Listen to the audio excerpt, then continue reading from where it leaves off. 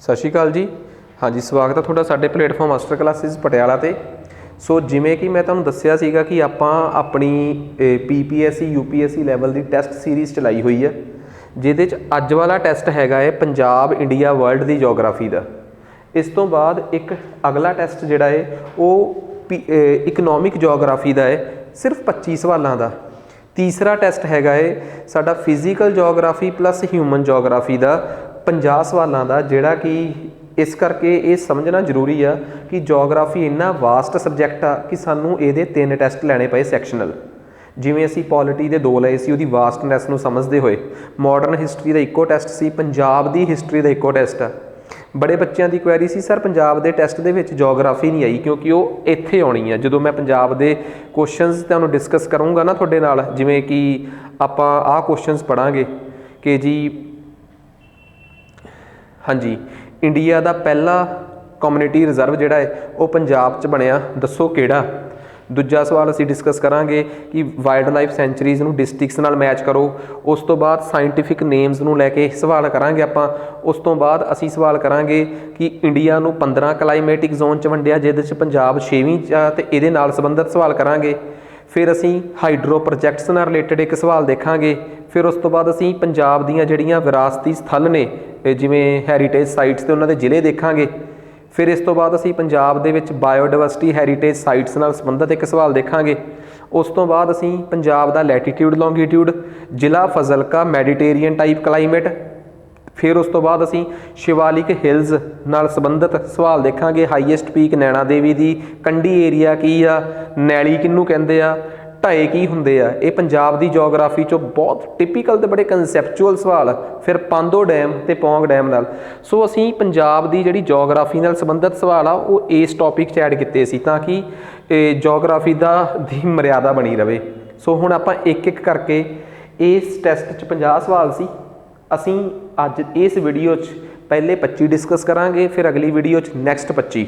ਠੀਕ ਆ। ਸੋ ਜ਼ਿਆਦਾ ਸਮਾਂ ਨਹੀਂ ਖਰਾਬ ਕਰਦੇ। ਸਭ ਤੋਂ ਪਹਿਲਾ ਸਵਾਲ ਆ ਕਿ ਭਾਰਤ 'ਚ ਪਾਈ ਜਾਣ ਵਾਲੀ ਕਾਲੀ ਮਿੱਟੀ ਦੇ ਸੰਦਰਭ 'ਚ ਕੁਛ ਗੱਲਾਂ ਨੇ। ਕਹਿੰਦੇ ਜੀ ਭਾਰਤ ਦੇ ਵਿੱਚ ਕਾਲੀ ਮਿੱਟੀ ਜਿਹੜੀ ਆ ਉਹ ਉੱਤਰੀ ਪਲੇਨਸ ਦੇ ਵਿੱਚ ਪਾਈ ਜਾਂਦੀ ਆ। ਬਿਲਕੁਲ ਗਲਤ। ਜਿਨ੍ਹਾਂ ਨੂੰ ਭਾਰਤ ਦਾ ਜੋਗਰਾਫੀਕਲ ਭੂਗੋਲਿਕ ਇਤਿਹਾਸ ਹੀ ਨਹੀਂ ਪਤਾ ਕਿ ਕਾਲੀ ਮਿੱਟੀ ਉਸ ਇਲਾਕੇ 'ਚ ਪਾਈ ਜਾਂਦੀ ਹੈ ਜਿਹੜੀ ਪਲੇਟ ਇੰਡੀਆ ਦੀ ਅਫਰੀਕਾ ਵੱਲੋਂ ਚੱਲ ਕੇ ਆਈ ਸੀ। ਸੋ ਗਲਤ ਹੋ ਗਿਆ। ਇਹ ਮਿੱਟੀ ਜਦੋਂ ਗਿੱਲੀ ਹੁੰਦੀ ਆ ਅਤੇ ਚਿਪਚਿਪੀ ਹੋ ਜਾਂਦੀ ਹੈ, ਅਤੇ ਜਦੋਂ ਸੁੱਕੀ ਹੁੰਦੀ ਆ ਤਾਂ ਸ਼ਰਿੰਕ। ਬਿਲਕੁਲ ਜਦੋਂ ਇਹ ਮਿੱਟੀ ਗਿੱਲੀ ਹੁੰਦੀ ਆ ਤਾਂ ਇਹ ਚਿਪਚਿਪੀ ਹੋ ਜਾਂਦੀ, ਇਹਦੇ 'ਚ ਤਰੇੜਾਂ ਫਟ ਜਾਂਦੀਆਂ, ਇਹ ਆਪਣੇ ਅੰਦਰ ਪਾਣੀ ਨੂੰ ਅਬਜ਼ੋਰਬ ਕਰ ਲੈਂਦੀ ਆ। ਰਗੂਰ ਸੋਇਲ ਇਸੇ ਨੂੰ ਤਾਂ ਕਹਿੰਦੇ ਆ। ਇਹ ਕਈ ਵਾਰ ਪੁਰਾਣੇ ਪੇਪਰਾਂ 'ਚ ਸਵਾਲ ਪੁੱਛ ਲੈਂਦੇ ਆ ਲੋਕ।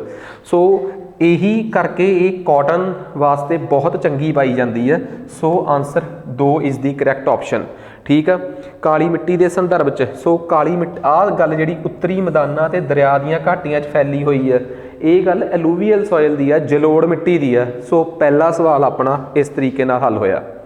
ਦੂਜਾ ਸਵਾਲ, ਭਾਰਤ ਦੁਨੀਆ ਦਾ 20% ਖੇਤਰਫਲ ਘੇਰੀ ਬੈਠਾ ਹੈ। ਇਹ ਗੱਲ ਜੱਚਦੀ ਆ? ਭਾਰਤ ਦੁਨੀਆ ਦਾ ਸਿਰਫ 1.54% ਖੇਤਰਫਲ ਹੀ ਘੇਰ ਰਿਹਾ ਹੈ। 50,632 square kilometre I think area ਹੈ ਪੰਜਾਬ ਦਾ। 32 ਲੱਖ ਸਕੁਏਅਰ ਕਿਲੋਮੀਟਰ ਹੈ ਭਾਰਤ ਦਾ ਏਰੀਆ। ਅਤੇ ਜਿਹੜਾ ਇੰਡੀਆ ਦੇ ਏਰੀਏ ਦਾ ਹਾਰਡਲੀ 1.5 ਨਹੀਂ ਤਾਂ 2-2.5% ਬਣਦਾ ਹੈ ਦੁਨੀਆ ਦੇ ਏਰੀਏ ਦਾ। ਭਾਰਤ ਦੁਨੀਆ ਦੀ 17% ਦੇ ਅਰਾਊਂਡ ਆਬਾਦੀ ਅਤੇ 18% ਦੇ ਅਰਾਊਂਡ ਪਾਲਤੂ ਪਸ਼ੂ, ਲਾਈਵ ਸਟਾਕ ਭਾਰਤ 'ਚ ਜ਼ਰੂਰ ਹੈਗਾ ਹੈ, ਪਰ ਭਾਰਤ 'ਚ ਏਰੀਆ ਇੰਨਾ ਨਹੀਂ ਗਾ, ਉਹ 2.5% ਹੀ ਆ। 20% ਵਾਲਾ ਕਨਸੈਪਟ ਗਲਤ। ਦੁਨੀਆ ਦਾ 7ਵਾਂ ਲਾਰਜੈਸਟ ਦੇਸ਼ ਹੈ ਇੰਡੀਆ। ਬਿਲਕੁਲ ਪਹਿਲੇ 7 ਦੇਸ਼ ਤੁਸੀਂ ਯਾਦ ਹੋਣੇ ਚਾਹੀਦੇ ਆ। ਅਤੇ ਤੁਸੀਂ ਮੈਨੂੰ ਕਮੈਂਟ ਕਰਕੇ ਦੱਸੋਗੇ ਕਿ ਅਫਰੀਕਾ ਦਾ ਜਿਹੜਾ ਲਾਰਜੈਸਟ ਕੰਟਰੀ ਆ, ਕੀ ਉਹ ਪਹਿਲੇ 10 'ਚ ਲਾਈ ਕਰਦਾ ਹੈ ਕਿ ਨਹੀਂ, ਅਤੇ ਜੇ ਕਰਦਾ ਹੈ ਤਾਂ ਉਹ ਕਿਹੜਾ ਹੈ। ਖੈਰ, ਯੂਨੀਅਨ ਟੈਰੀਟਰੀ ਆਫ ਲਦਾਖ ਨਵੀਂ 2019 'ਚ ਬਣੀ ਆ। ਠੀਕ ਆ। ਦੂਜੀ ਗੱਲ ਠੀਕ, ਪਹਿਲੀ ਗਲਤ। ਇਹ 'ਚ 2 ਜ਼ਿਲ੍ਹੇ ਨੇ। ਬਿਲਕੁਲ ਸਹੀ, ਬਿਲਕੁਲ ਗਲਤ। ਲੇਹ ਅਤੇ ਕਾਰਗਿਲ। ਕਰ ਗਏ ਧੋਖਾ, ਮਤਲਬ ਸੌਰੀ, ਕਰਨ ਵਾਲਾ ਕਰ ਗਿਆ ਅਤੇ ਖਾਣ ਵਾਲਾ ਖਾ ਗਿਆ। ਲੇਹ ਅਤੇ ਕਾਰਗਿਲ 2 ਜ਼ਿਲ੍ਹੇ ਨੇ। ਸੋ ਤੀਸਰੀ ਆਪਸ਼ਨ ਵੀ ਗਲਤ ਹੋ ਗਈ ਆਪਣੇ ਕੋਲ। ਸੋ ਆਨਸਰ ਸਹੀ ਹੋ ਗਿਆ ਆਪਣੇ ਕੋਲ 2 ਓਨਲੀ। ਠੀਕ ਆ। 3 ਮਤਲਬ ਕਿ 2 ਓਨਲੀ। ਨੈਕਸਟ ਅੱਗੇ ਆ ਜਾਓ। ਭਾਰਤ ਦਾ ਜਿਹੜਾ ਪ੍ਰਾਦੀਪੀਆ ਪਠਾਰ ਆ, ਪੈਨਿਨਸੂਲਰ ਬਲੌਕ ਆ, ਥੱਲੜਾ ਹਿੱਸਾ ਜਿਹੜਾ ਇੰਡੀਆ ਦਾ, ਆਹ ਵਾਲਾ ਹਿੱਸਾ ਜਿਹੜਾ, ਠੀਕ ਹੈ, ਇੱਥੋਂ ਲੈ ਕੇ ਇੱਥੋਂ ਤੱਕ, ਕਹਿੰਦੇ ਇਹ ਪੁਰਾਣੀਆਂ ਗ੍ਰੇਨਾਈਟ ਰੌਕਸ ਦਾ ਬਣਿਆ ਹੋਇਆ ਹੈ, ਜਿਨ੍ਹਾਂ ਨੇ ਫਾਰਮੇਸ਼ਨ ਆਫ ਹਿਮਾਲਿਆਜ਼ ਤੇ ਫਾਰਮੇਸ਼ਨ ਆਫ ਪੈਨਿਨਸੂਲਰ ਇੰਡੀਆ, ਪ੍ਰਾਦੀਪੀਆ ਭਾਰਤ ਦਾ ਬਣਨਾ, ਉਹ ਚੈਪਟਰ ਲਾਇਆ ਹੈ। ਤੇ ਉਹਨਾਂ ਨੂੰ ਪਤਾ ਹੈ ਕਿ ਇਹ ਗੱਲ ਬਿਲਕੁਲ ਸਹੀ ਹੈ। ਤੇ ਮੈਂ ਇਹ ਵੀ ਦੱਸਿਆ ਹੈ ਕਿ ਬਈ ਜਿਹੜਾ ਐਂਗਲੋਂਗ ਪਲੇਟੂ, ਸ਼ਿਲੋਂਗ ਪਲੇਟੂ ਤੇ ਇੱਧਰੋਂ ਥਾਰ ਡੈਜ਼ਰਟ ਆ, ਅਰਾਵਲੀਜ਼ ਤੱਕ ਦਾ, ਇਹ ਸਾਰਾ ਸਾਡਾ ਆਹ ਵਾਲਾ ਭਾਰਤ ਆ, ਜਿਹਨੂੰ ਅਸੀਂ ਗੋਡਵਾਨਾ ਪਲੇਟ ਕਹਿੰਦੇ ਆ। ਪੜ੍ਹਿਆ ਹੋਊਗਾ ਨਾ, ਕਿਉਂਕਿ ਉੱਪਰਲੀ ਪਲੇਟ ਤਾਂ ਜਿਹੜੀ ਹੈ ਯੂਰੇਸ਼ੀਅਨ ਪਲੇਟ ਆ, ਏਸ਼ੀਅਨ ਪਲੇਟ ਸੀਗੀ। ਸੋ ਇਸ ਪਲੇਟ ਦੇ ਉੱਪਰ ਥਾਰ ਵੀ ਆ, ਇਸ ਪਲੇਟ ਤੇ ਵਿੰਧਿਆਸ ਵੀ ਆ, ਈਸਟਰਨ ਘਾਟਸ ਵੀ ਆ, ਮੇਘਾਲਿਆ ਤੱਕ ਦਾ ਏਰੀਆ, ਗਾਰੋ ਖਾਸੀ ਜੈਂਤੀਆ ਇਸੇ ਪਲੇਟ ਦਾ ਹਿੱਸਾ ਹੈ। ਕਈ ਲੋਕਾਂ ਨੂੰ ਲੱਗਦਾ ਹੈ ਕਿ ਗਾਰੋ ਖਾਸੀ ਜੈਂਤੀਆ ਹਿਮਾਲਿਅਨ ਪਰਬਤਮਾਲਾ ਦਾ ਹਿੱਸਾ ਨੇ, ਹਿਮਾਲਿਅਨ ਸਿਸਟਮ ਦਾ ਹਿੱਸਾ ਨਹੀਂ ਗੇ ਉਹ ਪਹਾੜ। ਇਸ ਲੈਵਲ ਦੇ ਸਵਾਲ PPSC ਤੇ UPSC ਹਮੇਸ਼ਾ ਪੁੱਛਦੇ ਆ। ਸੋ ਆਹ ਲਾਓ ਟਿਕ, ਬਿਲਕੁਲ ਸਹੀ ਗੱਲ ਆ, ਪਹਿਲੀ ਵੀ ਬਿਲਕੁਲ ਸਹੀ ਆ। Both 1 and 2 are correct option. Next ਕਹਿੰਦੇ ਜੀ ਸਾਡੀਆਂ ਜਿਹੜੀਆਂ ਪੂਰਬਲੀ ਜੈਟ ਸਟਰੀਮਸ ਨੇ, ਠੀਕ ਆ, ਈਸਟਰਲੀ ਜੈਟ ਸਟਰੀਮਸ ਨੇ, ਉਹਦੇ ਸੰਦਰਭ ਦੇ ਵਿੱਚ ਸਾਨੂੰ ਇੱਕ ਸਵਾਲ ਪੁੱਛਿਆ ਗਿਆ ਹੈ। ਠੀਕ ਆ, ਸਵਾਲ ਇਹ ਆ ਕਿ ਇਹ ਜਿਹੜੀਆਂ ਜੈਟ ਸਟਰੀਮਸ ਨੇ, ਇਹ ਜਦੋਂ ਮੌਨਸੂਨ ਆਉਂਦਾ ਹੈ ਇਹ ਸਾਊਥ ਵੈਸਟ ਸ਼ਿਫਟ ਹੋ ਜਾਂਦੀਆਂ। ਤੁਸੀਂ ਯਾਦ ਕਰੋ, ਮੈਂ ਤੁਹਾਨੂੰ ਇੱਕ ਹਮੇਸ਼ਾ ਗੱਲ ਦੱਸਦਾ ਹੁੰਦਾ ਕਿ ਇੰਡੀਆ ਦੇ ਉੱਪਰ ਇੱਕ ਸਰਦੀਆਂ ਵਾਲਾ ਮੀਂਹ ਪੈਂਦਾ ਹੈ। ਠੀਕ ਆ, ਇੰਡੀਆ ਦੇ ਉੱਪਰ ਨਾ ਇੱਕ ਇੱਥੋਂ ਕਿ ਜੈਟ ਸਟਰੀਮ ਚੱਲਦੀ ਹੈ। ਜੈਟ ਸਟਰੀਮਸ, ਇਸ ਸਵਾਲ ਨੂੰ ਸੁਣੇ ਹੀ ਹੋ ਜਿੰਨੇ ਮੇਰਾ ਕਲਾਈਮੇਟ ਆਫ ਇੰਡੀਆ ਵਾਲਾ ਚੈਪਟਰ ਰੀਜਨਲ ਆਇਆ ਹੈ, ਕਿ ਇੱਥੇ ਨਾ ਇੱਕ ਸਬ ਟ੍ਰੋਪੀਕਲ ਜੈਟ ਸਟਰੀਮ ਹੁੰਦੀ ਹੈ। ਠੀਕ ਆ, ਉਹ ਜਿਹੜੀ ਜੈਟ ਸਟਰੀਮ ਆ ਉਹ ਥੱਲੇ ਨੂੰ ਸ਼ਿਫਟ ਕਰਕੇ ਵੈਸਟਰਨ ਡਿਸਟਰਬੈਂਸ, ਪੱਛਮੀ ਗੜਬੜੀ ਨੂੰ ਮੈਡੀਟੇਰੀਅਨ ਸੀ ਤੋਂ ਚੱਕ ਕੇ ਪੰਜਾਬ ਹਰਿਆਣੇ 'ਚ ਸਰਦੀਆਂ ਦਾ ਮੀਂਹ ਪਾਉਂਦੀ ਆ ਤੇ ਕਣਕ ਦੀ ਫਸਲ ਵਾਸਤੇ ਫਾਇਦਾ ਕਰਦੀ ਆ। ਇਹਨਾਂ ਨੇ ਇਹੀ ਗੱਲ ਲਿਖਤੀ, ਪਰ ਲਿਖਤੀ ਈਸਟਰਨ ਜੈਟ ਸਟਰੀਮਸ ਦੇ ਮਾਮਲੇ 'ਚ। ਇਹ ਉਹ ਜੈਟ ਸਟਰੀਮ ਜਿਹੜੀਆਂ ਤਿੱਬਤ ਤੋਂ ਚੱਲਦੀਆਂ, ਉਹ ਸਾਊਥ ਵਰਡ ਨੂੰ ਸ਼ਿਫਟ ਕਰਦੀਆਂ, ਐਵੇਂ ਦੀ ਤਾਂ ਕੋਈ ਗੱਲ ਹੀ ਨਹੀਂ ਹੈਗੀ। ਸੋ ਇਹ ਗੱਲ ਆਪਾਂ ਨੂੰ ਬਿਲਕੁਲ ਬੜੀ ਇੰਪੋਰਟੈਂਟ ਸੀਗੀ। ਹਾਂ, ਇੰਨਾ ਜ਼ਰੂਰ ਆ ਕਿ ਭਾਰਤ 'ਚ ਟ੍ਰੋਪੀਕਲ ਡਿਪਰੈਸ਼ਨ, ਟ੍ਰੋਪੀਕਲ ਭਾਰਤ ਦਬਾਅ ਬਣਾਉਣ 'ਚ, ਗਰਮੀ ਵਾਲੇ ਇਲਾਕੇ 'ਚ ਮੀਂਹ ਪਾਉਣ ਦੇ ਵਿੱਚ ਇਹਨਾਂ ਜੈਟ ਸਟਰੀਮਸ ਦਾ ਰੋਲ ਹੈਗਾ ਹੀ ਹੈਗਾ ਹੈ।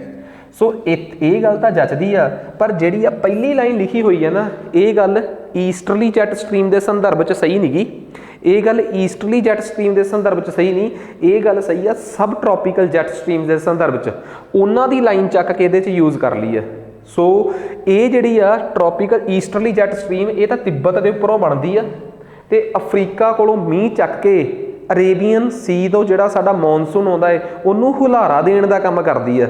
ਕਲਾਈਮੇਟ ਆਫ ਇੰਡੀਆ ਦੇ ਲੈਕਚਰ ਨੂੰ 2 ਵਾਰ ਲਾ ਲਿਓ, ਕਨਸੈਪਚੁਅਲੀ ਬਹੁਤ ਹਾਰਡ ਆ ਨਾ, ਤਾਂ ਕਰਕੇ ਮੈਂ ਕਹਿ ਰਿਹਾ 2 ਵਾਰ ਲਾਇਓ। ਆਹ ਕਨਸੈਪਟ ਆਹ ਚੱਕੋ ਜੀ, ਬਹੁਤ ਡੈਪਥ 'ਚ ਪੜ੍ਹਨੀ ਪੈਂਦੀ ਜੋਗਰਾਫੀ, ਤਾਂ ਕਿਤੇ ਦਿਮਾਗ ਖੋਲਦੀ ਹੈ। ਠੀਕ ਆ ਜੀ, ਖਾਦਰ ਤੇ ਬਾਂਗਰ 2 ਪ੍ਰਕਾਰ ਦੀ ਜਲੋੜ ਮਿੱਟੀ, ਐਲੂਵੀਅਲ ਸੋਇਲ ਹੁੰਦੀ ਆ। ਬਾਂਗਰ ਕਹਿੰਦੇ ਪੁਰਾਣੀ ਹੁੰਦੀ ਆ ਤੇ ਇਹਦੇ 'ਚ ਕੰਕਰ ਵਗੈਰਾ ਹੁੰਦੇ ਆ, ਬਿਲਕੁਲ ਹੁੰਦੇ ਆ। ਖਾਦਰ ਤਾਜ਼ੀ ਮਿੱਟੀ ਹੁੰਦੀ ਆ, ਜਿਹੜੀ ਦਰਿਆਵਾਂ ਦੇ ਅਕਸਰ ਨੇੜੇ ਵਾਲੇ ਖੇਤਰ ਦੇ ਵਿੱਚ ਪਾਈ ਜਾਂਦੀ ਆ, ਤੇ ਇਹ ਨਵੀਂ ਜਲੋੜ ਮਿੱਟੀ ਨਿਊ ਐਲੂਵੀਅਲ ਸੋਇਲ ਹੁੰਦੀ ਆ ਤੇ ਇਹ ਜ਼ਿਆਦਾ ਫਰਟਾਈਲ ਹੁੰਦੀ ਆ। ਮੈਨੂੰ ਲੱਗਦਾ ਇਹਦੇ 'ਚ ਤਾਂ ਕੋਈ ਗੱਲ ਮਤਲਬ ਬਣਦਾ ਹੀ ਨਹੀਂ ਸੀ ਸਵਾਲ ਪਾਉਣ ਦਾ, ਪਰ ਨੰਬਰ ਵੀ ਤਾਂ ਦੇਣੇ ਆ, ਹੁਣ ਸਾਰੇ ਸਵਾਲ ਔਖੇ ਕਿਵੇਂ ਪਾ ਦਈਏ। ਸੋ ਬਿਲਕੁਲ ਸਹੀ ਗੱਲ ਹੈ, ਇਹਦੇ 'ਚ ਕੁਝ ਵੀ ਦੱਸਣ ਵਾਲੀ ਲੋੜ ਨਹੀਂ। ਜਦੋਂ ਅਸੀਂ ਪਹਾੜ ਤੋਂ ਥੱਲੇ ਉਤਰਦੇ ਹਾਂ ਤਾਂ ਸਭ ਤੋਂ ਉੱਪਰ ਸਾਨੂੰ ਭੱਬਰ ਦਾ ਇਲਾਕਾ ਮਿਲਦਾ ਹੈ, ਫਿਰ ਤਰਾਈ ਦਾ ਇਲਾਕਾ, ਜਿਹਨੂੰ ਦੁਆਰ ਦਾ ਇਲਾਕਾ ਵੀ ਕਹਿ ਦਿੰਦੇ ਆ, ਫਿਰ ਉਸ ਤੋਂ ਬਾਅਦ ਸਾਨੂੰ ਬਾਂਗਰ, ਫਿਰ ਉਸ ਤੋਂ ਬਾਅਦ ਖਾਦਰ। ਇਸ ਤਰੀਕੇ ਨਾਲ ਸਾਨੂੰ ਇਲਾਕਿਆਂ ਦੀ ਸਮਝ ਆਉਂਦੀ ਹੈ। ਅਗਲੀ ਗੱਲ, ਭਾਰਤ ਦੇ ਵਿੱਚ ਦਰੇ ਮਤਲਬ ਪਹਾੜਾਂ ਨੂੰ ਕੱਟ ਕੇ ਬਣੇ ਰਾਹ, ਇੰਗਲਿਸ਼ 'ਚ ਕਹਿੰਦੇ ਆ ਪਾਸਿਸ ਔਰ ਲਾ। ਜੋਜੀਲਾ ਨਾ, ਇਹ ਤਾਂ ਯਾਰ ਕਸ਼ਮੀਰ ਦੇ ਵਿੱਚ ਬੜਾ ਮਸ਼ਹੂਰ ਲਾ ਹੈ। ਸ਼ਿਪੀਕਾ ਲਾ ਹਿਮਾਚਲ 'ਚ, ਜਿੱਥੋਂ ਸਤਲੁਜ ਪਾਰ ਕਰਕੇ ਤਿੱਬਤ 'ਚੋਂ ਇੰਡੀਆ 'ਚ ਐਂਟਰ ਕਰਦੀ ਆ। ਜਲਪ ਲਾ ਸਿੱਕਮ 'ਚ, ਬਿਲਕੁਲ ਕਹਿਣ ਦੀ ਲੋੜ ਨਹੀਂ। ਤੇ ਬਾਰਾ ਲੱਛਾ ਹੋ ਗਿਆ, ਬਾਰਾਮੂਲਾ ਹੋ ਗਿਆ, ਇਹ ਸਾਰੇ J&K ਦੇ ਆ। ਸੋ ਇੰਡੀਆ ਦੇ ਵਿੱਚ ਜਿੰਨੇ ਵੀ ਪਾਸਿਸ ਮੈਂ ਤੁਹਾਨੂੰ ਇੰਡੀਆ ਦੀ ਜੀਓਗ੍ਰਾਫੀ 'ਚ, ਫਿਜ਼ੀਓਗ੍ਰਾਫੀ 'ਚ ਪੜ੍ਹਾਏ ਆ, ਠੀਕ ਆ, ਭਾਰਤ ਦੇ ਭੂਗੋਲਿਕ ਤੰਤਰ 'ਚ ਪੜ੍ਹਾਏ ਆ, ਉਹ ਤੁਹਾਨੂੰ ਯਾਦ ਹੋਣੇ ਚਾਹੀਦੇ ਯਾਰ। ਵਧੀਆ ਲੈਵਲ ਦਾ ਪੇਪਰ ਦੇ ਰਹੇ ਹੋ, ਰਜਿਸਟਰ ਦੇ ਰਹੇ ਹੋ, ਨੈਬ ਦੇ ਰਹੇ ਹੋ, PCS ਪ੍ਰੀ ਦੇ ਰਹੇ ਹੋ, UPSC ਦੇ ਰਹੇ ਹੋ, EPFO ਦੇ ਰਹੇ ਹੋ, ਹਾਈ ਲੈਵਲ ਦਾ ਕੋਈ ਐਗਜ਼ਾਮ ਦੇ ਰਹੇ ਹੋ, ਇਹ ਤਾਂ ਸਵਾਲ ਆਮ ਨੇ ਤੇ ਥੋਰੋਲੀ ਕਵਰ ਕਰੇ ਹੋਏ ਆ। ਹਾਰਡ ਕਾਪੀਜ਼ ਦੇ ਵਿੱਚ ਪੜ੍ਹੋ, ਰੱਟਾ ਮਾਰੋ ਤੇ 2 and 3 are correctly match. Next, Bharat ਤੋਂ ਜਿਹੜੀ ਕਰਕ ਰੇਖਾ ਹੈ, ਟ੍ਰੋਪਿਕ ਆਫ ਕੈਂਸਰ ਆ, ਉਹ ਕਿਹੜੇ ਸੂਬਿਆਂ ਦੇ ਵਿੱਚੋਂ ਲੰਘ ਕੇ ਜਾਂਦੀ ਹੈ? ठीक है कितने, अच्छा हाँ, किस राज विचों लंघदी है? ਭਾਰਤ ਦੇ ਵਿੱਚ ਕਹਿੰਦੇ ਗੁਜਰਾਤ ਇੰਡੀਆ ਨੂੰ ਦੋ ਹਿੱਸਿਆਂ 'ਚ ਵੰਡ ਦਿੰਦੀ ਹੈ ਰੇਖਾ। ਭਾਰਤ ਦੇ ਗੁਜਰਾਤ, ਰਾਜਸਥਾਨ, ਮੱਧ ਪ੍ਰਦੇਸ਼ ਤੇ ਮੱਧ ਪ੍ਰਦੇਸ਼ 'ਚੋਂ ਨਿਕਲ ਕੇ ਬਣੇ ਛੱਤੀਸਗੜ੍ਹ, ਛੱਤੀਸਗੜ੍ਹ ਤੋਂ ਬਾਅਦ ਝਾਰਖੰਡ ਤੇ ਝਾਰਖੰਡ ਤੋਂ ਬਾਅਦ ਵੈਸਟ ਬੰਗਾਲ। ਗੁਜਰਾਤ ਤੋਂ ਬਾਅਦ ਰਾਜਸਥਾਨ 'ਚ ਥੋੜ੍ਹਾ ਜਿਹਾ ਟੱਚ ਕਰਦੀ ਆ, ਫਿਰ ਐਮਪੀ ਤੋਂ ਅਗਲਾ ਐਮਪੀ 'ਚੋਂ ਨਿਕਲ ਕੇ ਬਣਿਆ ਛੱਤੀਸਗੜ੍ਹ, ਬਿਹਾਰ ਉੱਪਰ ਰਹਿ ਜਾਂਦਾ, ਝਾਰਖੰਡ ਤੋਂ ਬਾਅਦ ਵੈਸਟ ਬੰਗਾਲ, ਫਿਰ ਅੱਗੇ ਬੰਗਲਾਦੇਸ਼ 'ਚ ਚਲੇ ਜਾਂਦੀ ਹੈ, ਫਿਰ ਅੱਗੇ ਇੰਡੀਆ ਦੀਆਂ ਦੋ ਸਟੇਟਾਂ ਹੋਰ ਟੱਕਰਦੀਆਂ, ਮੀਜ਼ੋਰਮ ਤੇ ਤ੍ਰਿਪੁਰਾ। ਲੈ ਕੇ ਰੱਬ ਦਾ ਨਾਮ ਦੱਸੋ ਵੀ ਹੁਣ ਕਿਹੜੇ ਕਿਹੜੇ ਆ? ਉੜੀਸਾ ਯੈਸ, ਤ੍ਰਿਪੁਰਾ ਉੜੀਸਾ ਨਾ, ਤ੍ਰਿਪੁਰਾ ਯੈਸ, ਮੀਜ਼ੋਰਮ ਯੈਸ, ਅਸਾਮ ਨਾ, ਤੇ 2 ਐਂਡ 3 ਬੀ ਆਪਸ਼ਨ, 2 ਮਤਲਬ 2 ਨੰਬਰ ਆਪਸ਼ਨ। ਆ ਲਓ ਜੀ, ਬਿਲਕੁਲ ਸਹੀ ਗੱਲ। ਇਸ ਤਰੀਕੇ ਨਾਲ ਹੁਣ ਟ੍ਰੋਪਿਕ ਆਫ ਕੈਂਸਰ ਕਿਹੜੇ ਦੇਸ਼ਾਂ 'ਚੋਂ ਪਾਸ ਕਰਕੇ ਜਾਂਦੀ ਆ? ਇਹ ਵਰਲਡ ਜੋਗਰਾਫੀ 'ਚ ਪੁੱਛੂੰਗਾ ਨਾ, ਕੀ ਪਤਾ ਉਹ ਹਜੇ ਕਰਾਈ ਨਹੀਂ, ਹਜੇ ਤਾਂ ਮੈਂ ਇਹੀ ਪਾ ਰਿਹਾ। ਸੋ ਹਰ ਚੀਜ਼ 'ਤੇ ਨਿਗਾਹ ਬਣਾ ਕੇ ਰੱਖੋ। ਇਕੁਏਟਰ ਕਿਹੜੇ ਦੇਸ਼ਾਂ 'ਚੋਂ ਪਾਸ ਕਰਦੀ ਆ? ਉਹ ਕਿਹੜਾ ਮਹਾਦੀਪ ਆ, ਕੌਂਟੀਨੈਂਟ, ਜਿੱਤੋਂ ਤਿੰਨੇ ਕਰਕ ਰੇਖਾ, ਭੂਮੱਧ ਰੇਖਾ ਤੇ ਮਕਰ ਰੇਖਾ, ਟ੍ਰੋਪਿਕ ਆਫ ਕੈਂਸਰ, ਇਕੁਏਟਰ ਤੇ ਟ੍ਰੋਪਿਕ ਆਫ ਕੈਪਰੀਕੋਰਨ, ਤਿੰਨੇ ਪਾਸ ਕਰਦੀਆਂ। ਐਵੇਂ ਦੇ ਸਵਾਲ ਨੋਰਮਲ ਛੋਟੇ ਪੇਪਰਾਂ 'ਚ ਵੀ ਆ ਜਾਂਦੇ ਆ। ਬ੍ਰਹਮਪੁੱਤਰਾ, ਜਿਹਨੂੰ ਕਿ ਰੈੱਡ ਰਿਵਰ ਵੀ ਕਿਹਾ ਜਾਂਦਾ ਹੈ, ਲਾਲ ਦਰਿਆ ਦੇ ਨਾਮ ਨਾਲ ਜਾਣੀ ਜਾਣ ਵਾਲੀ, ਵੈਸੇ ਲਿਖ ਮੈਂ ਹਰੇ ਪੈਨ ਨਾਲ ਰਿਹਾ, ਮਾੜੀ ਗੱਲ ਆ, ਰੈੱਡ ਰਿਵਰ ਯਾਨੀ ਕਿ ਬ੍ਰਹਮਪੁੱਤਰਾ ਰਿਵਰ, ਜਿਹਨੂੰ ਕਿ ਕਈ ਨਾਵਾਂ ਨਾਲ ਜਮੁਨਾ ਵੀ ਕਹਿ ਦਿੰਦੇ ਆ, ਠੀਕ ਆ, ਦਿਆਂਗ ਵੀ ਕਹਿ ਦਿੰਦੇ ਆ, ਠੀਕ ਆ, ਬੜੇ ਨਾਮਾਂ ਨਾਲ ਬੜੇ ਇਲਾਕਿਆਂ 'ਚ ਜਾਣੀ ਜਾਂਦੀ ਆ। ਕਹਿੰਦੇ ਇਹ ਕਿੱਥੋਂ ਨਿਕਲਦੀ ਆ? ਬਿਲਕੁਲ ਚੈਮਯੋਂਗ ਗਲੇਸ਼ੀਅਰ ਕੈਲਾਸ਼ ਰੇਂਜ ਤੋਂ ਨਿਕਲਦੀ ਆ। ਮਾਈਮਰਾ ਦਰਾ ਏ, ਮਾਈਮਰਾ ਲਾ, ਜਿਹੜਾ ਇਹਨੂੰ ਰੱਖ ਸਥਲ ਲੇਕ ਤੋਂ ਅੱਡ ਕਰਦਾ, ਜਿਹਦੇ 'ਚੋਂ ਇੰਡਸ ਤੇ ਸਤਲੁਜ ਨਿਕਲਦੀਆਂ, ਨੇੜੇ ਹੀ ਨੇ ਬਿਲਕੁਲ, ਕੈਲਾਸ਼ ਮਾਨਸਰੋਵਰ ਦੀਆਂ ਜੜ੍ਹਾਂ 'ਚ ਹੀ ਨੇ। ਕਹਿੰਦੇ ਇੰਡੀਆ 'ਚ ਸਿਆਂਗ ਨਾਮ ਨਾਲ ਐਂਟਰ ਕਰਦੀ ਆ, ਠੀਕ ਆ, ਬਿਲਕੁਲ ਸਹੀ ਗੱਲ ਆ। ਜਦੋਂ ਇੰਡੀਆ 'ਚ ਐਂਟਰ ਕਰਦੀ ਆ ਤਾਂ ਇਹਦਾ ਨਾਮ ਸਿਆਂਗ ਦਰਿਆ ਹੋ ਜਾਂਦਾ ਹੈ। ਜਦੋਂ ਇਹ ਬਿਲਕੁਲ ਨਮਚਾ ਬਾਰਵਾ ਦੇ ਪਹਾੜਾਂ ਦੇ ਕੋਲੋਂ ਸਿੰਟੈਕਸ ਬੈਂਟ ਲੈਂਦੀ ਆ, ਯੂ ਟਰਨ ਮਾਰਦੀ ਆ, ਫਿਰ ਇਹਦੇ 'ਚ ਆ ਕੇ ਦਿਬਾਂਗ ਨਦੀ ਜਿਹੜੀ ਆ ਉਹ ਮਿਲਦੀ ਆ, ਠੀਕ ਆ, ਉਹ ਨਦੀ ਇਹਦੇ 'ਚ ਆ ਕੇ ਮਿਲਦੀ ਆ। ਫਿਰ ਉਸ ਤੋਂ ਬਾਅਦ ਇਹ ਕਹਿੰਦੇ ਆ ਜੀ ਇੱਧਰੋਂ ਆ ਰਹੀ ਗੰਗਾ, ਜਿਹੜੀ ਕਿ ਇੱਕ ਪਾਸੇ ਹੁਗਲੀ ਤੇ ਇੱਕ ਪਾਸੇ ਪਦਮਾ ਬਣ ਜਾਂਦੀ, ਉਹਦੇ 'ਚ ਮਰਜ ਕਰ ਜਾਂਦੀ ਆ, ਬਿਲਕੁਲ ਸਹੀ ਗੱਲ ਹੈ, ਇਹਦੇ 'ਚ ਕੋਈ ਦੋ ਰਾਈ ਨਹੀਂ। ਇੱਕ ਪਾਸਿਓਂ ਫਿਰ ਬਰਾਕ ਦਰਿਆ ਆਉਂਦਾ ਹੈ, ਬਰਾਕ ਅੱਗੇ ਜਾ ਕੇ ਬਣ ਜਾਂਦਾ ਹੈ ਮੇਘਨਾ, ਉਹ ਇਹਦੇ 'ਚ ਮਿਲ ਕੇ ਇੱਥੇ ਫਿਰ ਬੇ ਆਫ ਬੰਗਾਲ 'ਚ ਮਿਲ ਜਾਂਦਾ ਹੈ। ਇਹਦਾ ਨਾਮ ਆ ਗੰਗਾ, ਇੱਥੇ ਪਦਮਾ, ਇੱਥੋਂ ਆ ਰਹੀ ਆ ਬ੍ਰਹਮਪੁੱਤਰਾ, ਬ੍ਰਹਮਪੁੱਤਰਾ ਇੱਥੇ ਆ ਕੇ ਬੰਗਲਾਦੇਸ਼ 'ਚ ਆ ਕੇ ਜਮੁਨਾ, ਪਦਮਾ ਤੇ ਜਮੁਨਾ ਮਿਲ ਕੇ ਅੱਗੇ ਪਦਮਾ, ਇੱਧਰੋਂ ਆ ਰਹੀ ਆ ਬਰਾਕ, ਅੱਗੇ ਜਾ ਕੇ ਬਰਾਕ ਦਾ ਨਾਮ ਮੇਘਨਾ ਤੇ ਪਦਮਾ ਮਿਲ ਕੇ ਮੇਘਨਾ। ਦੋ ਦਰਿਆਵਾਂ 'ਚੋਂ ਕਿਸੇ ਇੱਕ ਦਾ ਹੀ ਨਾਮ ਅੱਗੇ ਜਾਊਗਾ ਨਾ, ਜਿਹੜਾ ਉਸ ਟਾਈਮ ਰੈਲੇਟਿਵਲੀ ਵੱਡਾ ਹੋਊਗਾ, ਜ਼ਿਆਦਾ ਪਾਣੀ ਆਪਣੇ 'ਚ ਲੈ ਕੇ ਆਉਂਦਾ ਹੋਊਗਾ। ਫਿਰ ਇਹ ਫਾਈਨਲੀ ਪਦਮਾ ਨਾਲ ਮਰਜ ਹੋ ਕੇ ਬੇ ਆਫ ਬੰਗਾਲ 'ਚ ਡਿੱਗ ਜਾਂਦੀ ਹੈ। ਆ ਵੀ ਗੱਲ ਸਹੀ ਆ, ਆ ਵੀ ਗੱਲ ਸਹੀ ਆ। ਬ੍ਰਹਮਪੁੱਤਰਾ ਦਰਿਆ, ਗੋਦਾਵਰੀ ਦਰਿਆ, PPSC ਐਡੇ ਡੈਪਥ 'ਚ ਸਵਾਲ ਪੁੱਛਦੀ ਹੈ ਨਾ ਫੈਕਟਸ ਨੂੰ ਲੈ ਕੇ, ਜਿਹੜੇ ਮੈਂ ਰਿਵਰ ਸਿਸਟਮ ਪੜ੍ਹਾਏ ਆ ਨਾ, ਘੋਟ ਲਿਓ ਬਸ, ਸਿੱਧੀ ਜੀ ਗੱਲ ਆ। ਮੈਂ ਤਾਂ ਇੱਕ ਸਵਾਲ ਪੜਾ ਕੇ ਨਾ ਤੁਹਾਨੂੰ ਕਿਤਾਬ ਦੇ ਹਰ ਇੱਕ ਪੇਜ 'ਤੇ ਲੈ ਕੇ ਜਾ ਰਿਹਾ ਮੇਰੇ ਪੜ੍ਹਾਏ 'ਤੇ, ਕਿ ਬਈ ਕੁਛ ਨਾ ਛੱਡਿਓ। ਜੇ ਮੈਨੂੰ ਸਿਆਣਾ ਮੰਨਦੇ ਹੋ ਨਾ ਤਾਂ ਮੇਰੀ ਇੱਕ ਗੱਲ ਮੰਨ ਲਓ ਕਿ ਮੈਨੂੰ ਨਹੀਂ ਹਿਸਾਬ ਕਿ ਪੇਪਰ 'ਚ ਕੀ ਆਊਗਾ। ਇਹਦਾ ਸਭ ਤੋਂ ਵਧੀਆ ਤਰੀਕਾ ਹੈ ਸਭ ਕੁਝ ਪੜ੍ਹ ਜਾਓ। ਨੈਕਸਟ ਅੱਗੇ ਆ ਜਾਓ।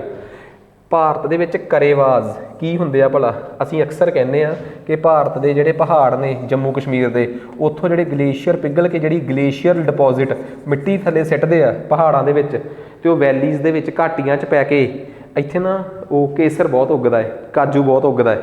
ਇੱਥੇ ਕਰੇਵਾਜ਼ ਦੇ ਵਿੱਚ ਜਿਹੜੀ ਮਿੱਟੀ ਉੱਪਰੋਂ ਡਿਪੋਜ਼ਿਟ ਹੁੰਦੀ ਆ ਕੇ ਜੰਮਦੀ ਹੈ ਜਿਹੜੀ, ਇਹ ਭਾਰਤ ਦੇ ਨਾਰਥ ਈਸਟ ਪਾਰਟ 'ਚ ਪਾਏ ਜਾਂਦੇ ਹਨ। ਗਲਤ, ਜੰਮੂ ਕਸ਼ਮੀਰ 'ਚ ਪਾਏ ਜਾਂਦੇ, ਉੱਥੋਂ ਦੀਆਂ ਖਾਈਆਂ 'ਚ। ਇਹਦੇ 'ਤੇ ਜਲੋੜ ਮਿੱਟੀ ਡਿਪੋਜ਼ਿਟ ਹੁੰਦੀ ਹੈ, ਬਿਲਕੁਲ ਗਲਤ ਯਾਰ, ਗਲੇਸ਼ੀਅਰਸ ਦੀ ਮਿੱਟੀ ਡਿਪੋਜ਼ਿਟ ਹੁੰਦੀ ਹੈ, ਦੂਸਰਾ ਵੀ ਗਲਤ। ਇੱਥੇ ਜ਼ਾਫਰਾਨ ਇੱਕ ਲੋਕਲ ਕੁਆਲਿਟੀ ਦਾ ਕੇਸਰ ਉੱਗਦਾ ਹੈ, ਬਿਲਕੁਲ ਸਹੀ ਗੱਲ ਆ। ਸੋ ਆਹ ਕੰਸੈਪਟ ਤਾਂ ਬਿਲਕੁਲ ਹੋ ਗਈ ਸਹੀ। ਜੇ ਮੈਂ ਕਰੇਵਾਜ਼ ਪੜ੍ਹਾਤੇ ਤਾਂ ਫਿਰ ਤੁਸੀਂ ਜਾ ਕੇ ਆਪਣੇ ਲੈਕਚਰਾਂ 'ਚ ਜ਼ਰੂਰ ਸੁਣਿਓ ਕਿ ਦੂਨਸ ਕੀ ਹੁੰਦੇ ਆ। ਸਿਮਿਲਰ ਜੀ ਚੀਜ਼ ਆ ਪਰ ਬਹੁਤ ਇੰਪੋਰਟੈਂਟ ਕਨਸੈਪਟ। ਭਾਰਤ ਦੇ ਵਿੱਚ ਕਿੰਨੇ ਬਾਇਓਸਫੀਅਰ ਰਿਜ਼ਰਵ ਨੇ, ਜਿਨ੍ਹਾਂ ਨੂੰ ਅਸੀਂ ਪੰਜਾਬੀ 'ਚ ਕਹਿੰਦੇ ਆ ਜੀਵ ਮੰਡਲ ਸਥਲ? ਭਾਰਤ ਦੇ ਵਿੱਚ ਯੂਨੈਸਕੋ ਦੀ ਉਪਰਾਲੇ ਨਾਲ, ਭਾਰਤ ਛੱਡੋ ਯਾਰ, ਪੂਰੀ ਦੁਨੀਆ ਦੇ ਵਿੱਚ ਯੂਨੈਸਕੋ ਦੇ ਉਪਰਾਲੇ ਨਾਲ 1972 ਦੇ ਵਿੱਚ ਇੱਕ ਪ੍ਰੋਗਰਾਮ ਲਾਂਚ ਪਿਆ ਸੀਗਾ, ਮਨੁੱਖ ਅਤੇ ਜੀਵ ਮੰਡਲ, ਮੈਨ ਐਂਡ ਬਾਇਓਸਫੀਅਰ। ਉਸ ਪ੍ਰੋਗਰਾਮ ਦੇ ਤਹਿਤ ਪੂਰੀ ਦੁਨੀਆ ਦੇ ਦੇਸ਼ਾਂ ਨੂੰ ਮੋਟੀਵੇਟ ਕੀਤਾ ਗਿਆ ਸੀ ਕਿ ਆਪੋ ਆਪਣੇ ਦੇਸ਼ 'ਚ ਜੀਵ ਮੰਡਲ ਸਥਲ ਯਾਨੀ ਕਿ ਬਾਇਓਸਫੀਅਰ ਬਣਾਓ। ਜਿਹੜੇ ਵਧੀਆ ਹੋਣਗੇ ਉਹਨਾਂ ਨੂੰ ਅਸੀਂ ਸ਼ਾਬਾਸ਼ੀ ਦੇ ਕੇ world network of biosphere reserves ਦੀ ਲਿਸਟ 'ਚ ਸ਼ਾਮਲ ਕਰਾਂਗੇ ਕਿ ਇਹ ਵਿਸ਼ਵ ਪੱਧਰ ਦੇ ਬਾਇਓਸਫੀਅਰ ਰਿਜ਼ਰਵ ਨੇ। ਭਾਰਤ ਨੇ ਨੀਲਗਿਰੀ ਤੋਂ ਸ਼ੁਰੂਆਤ ਕਰਕੇ ਹੁਣ ਤੱਕ 18 ਬਾਇਓਸਫੀਅਰ ਰਿਜ਼ਰਵ ਭਾਰਤ 'ਚ ਘੋਸ਼ਿਤ ਕਰਤੇ ਆ।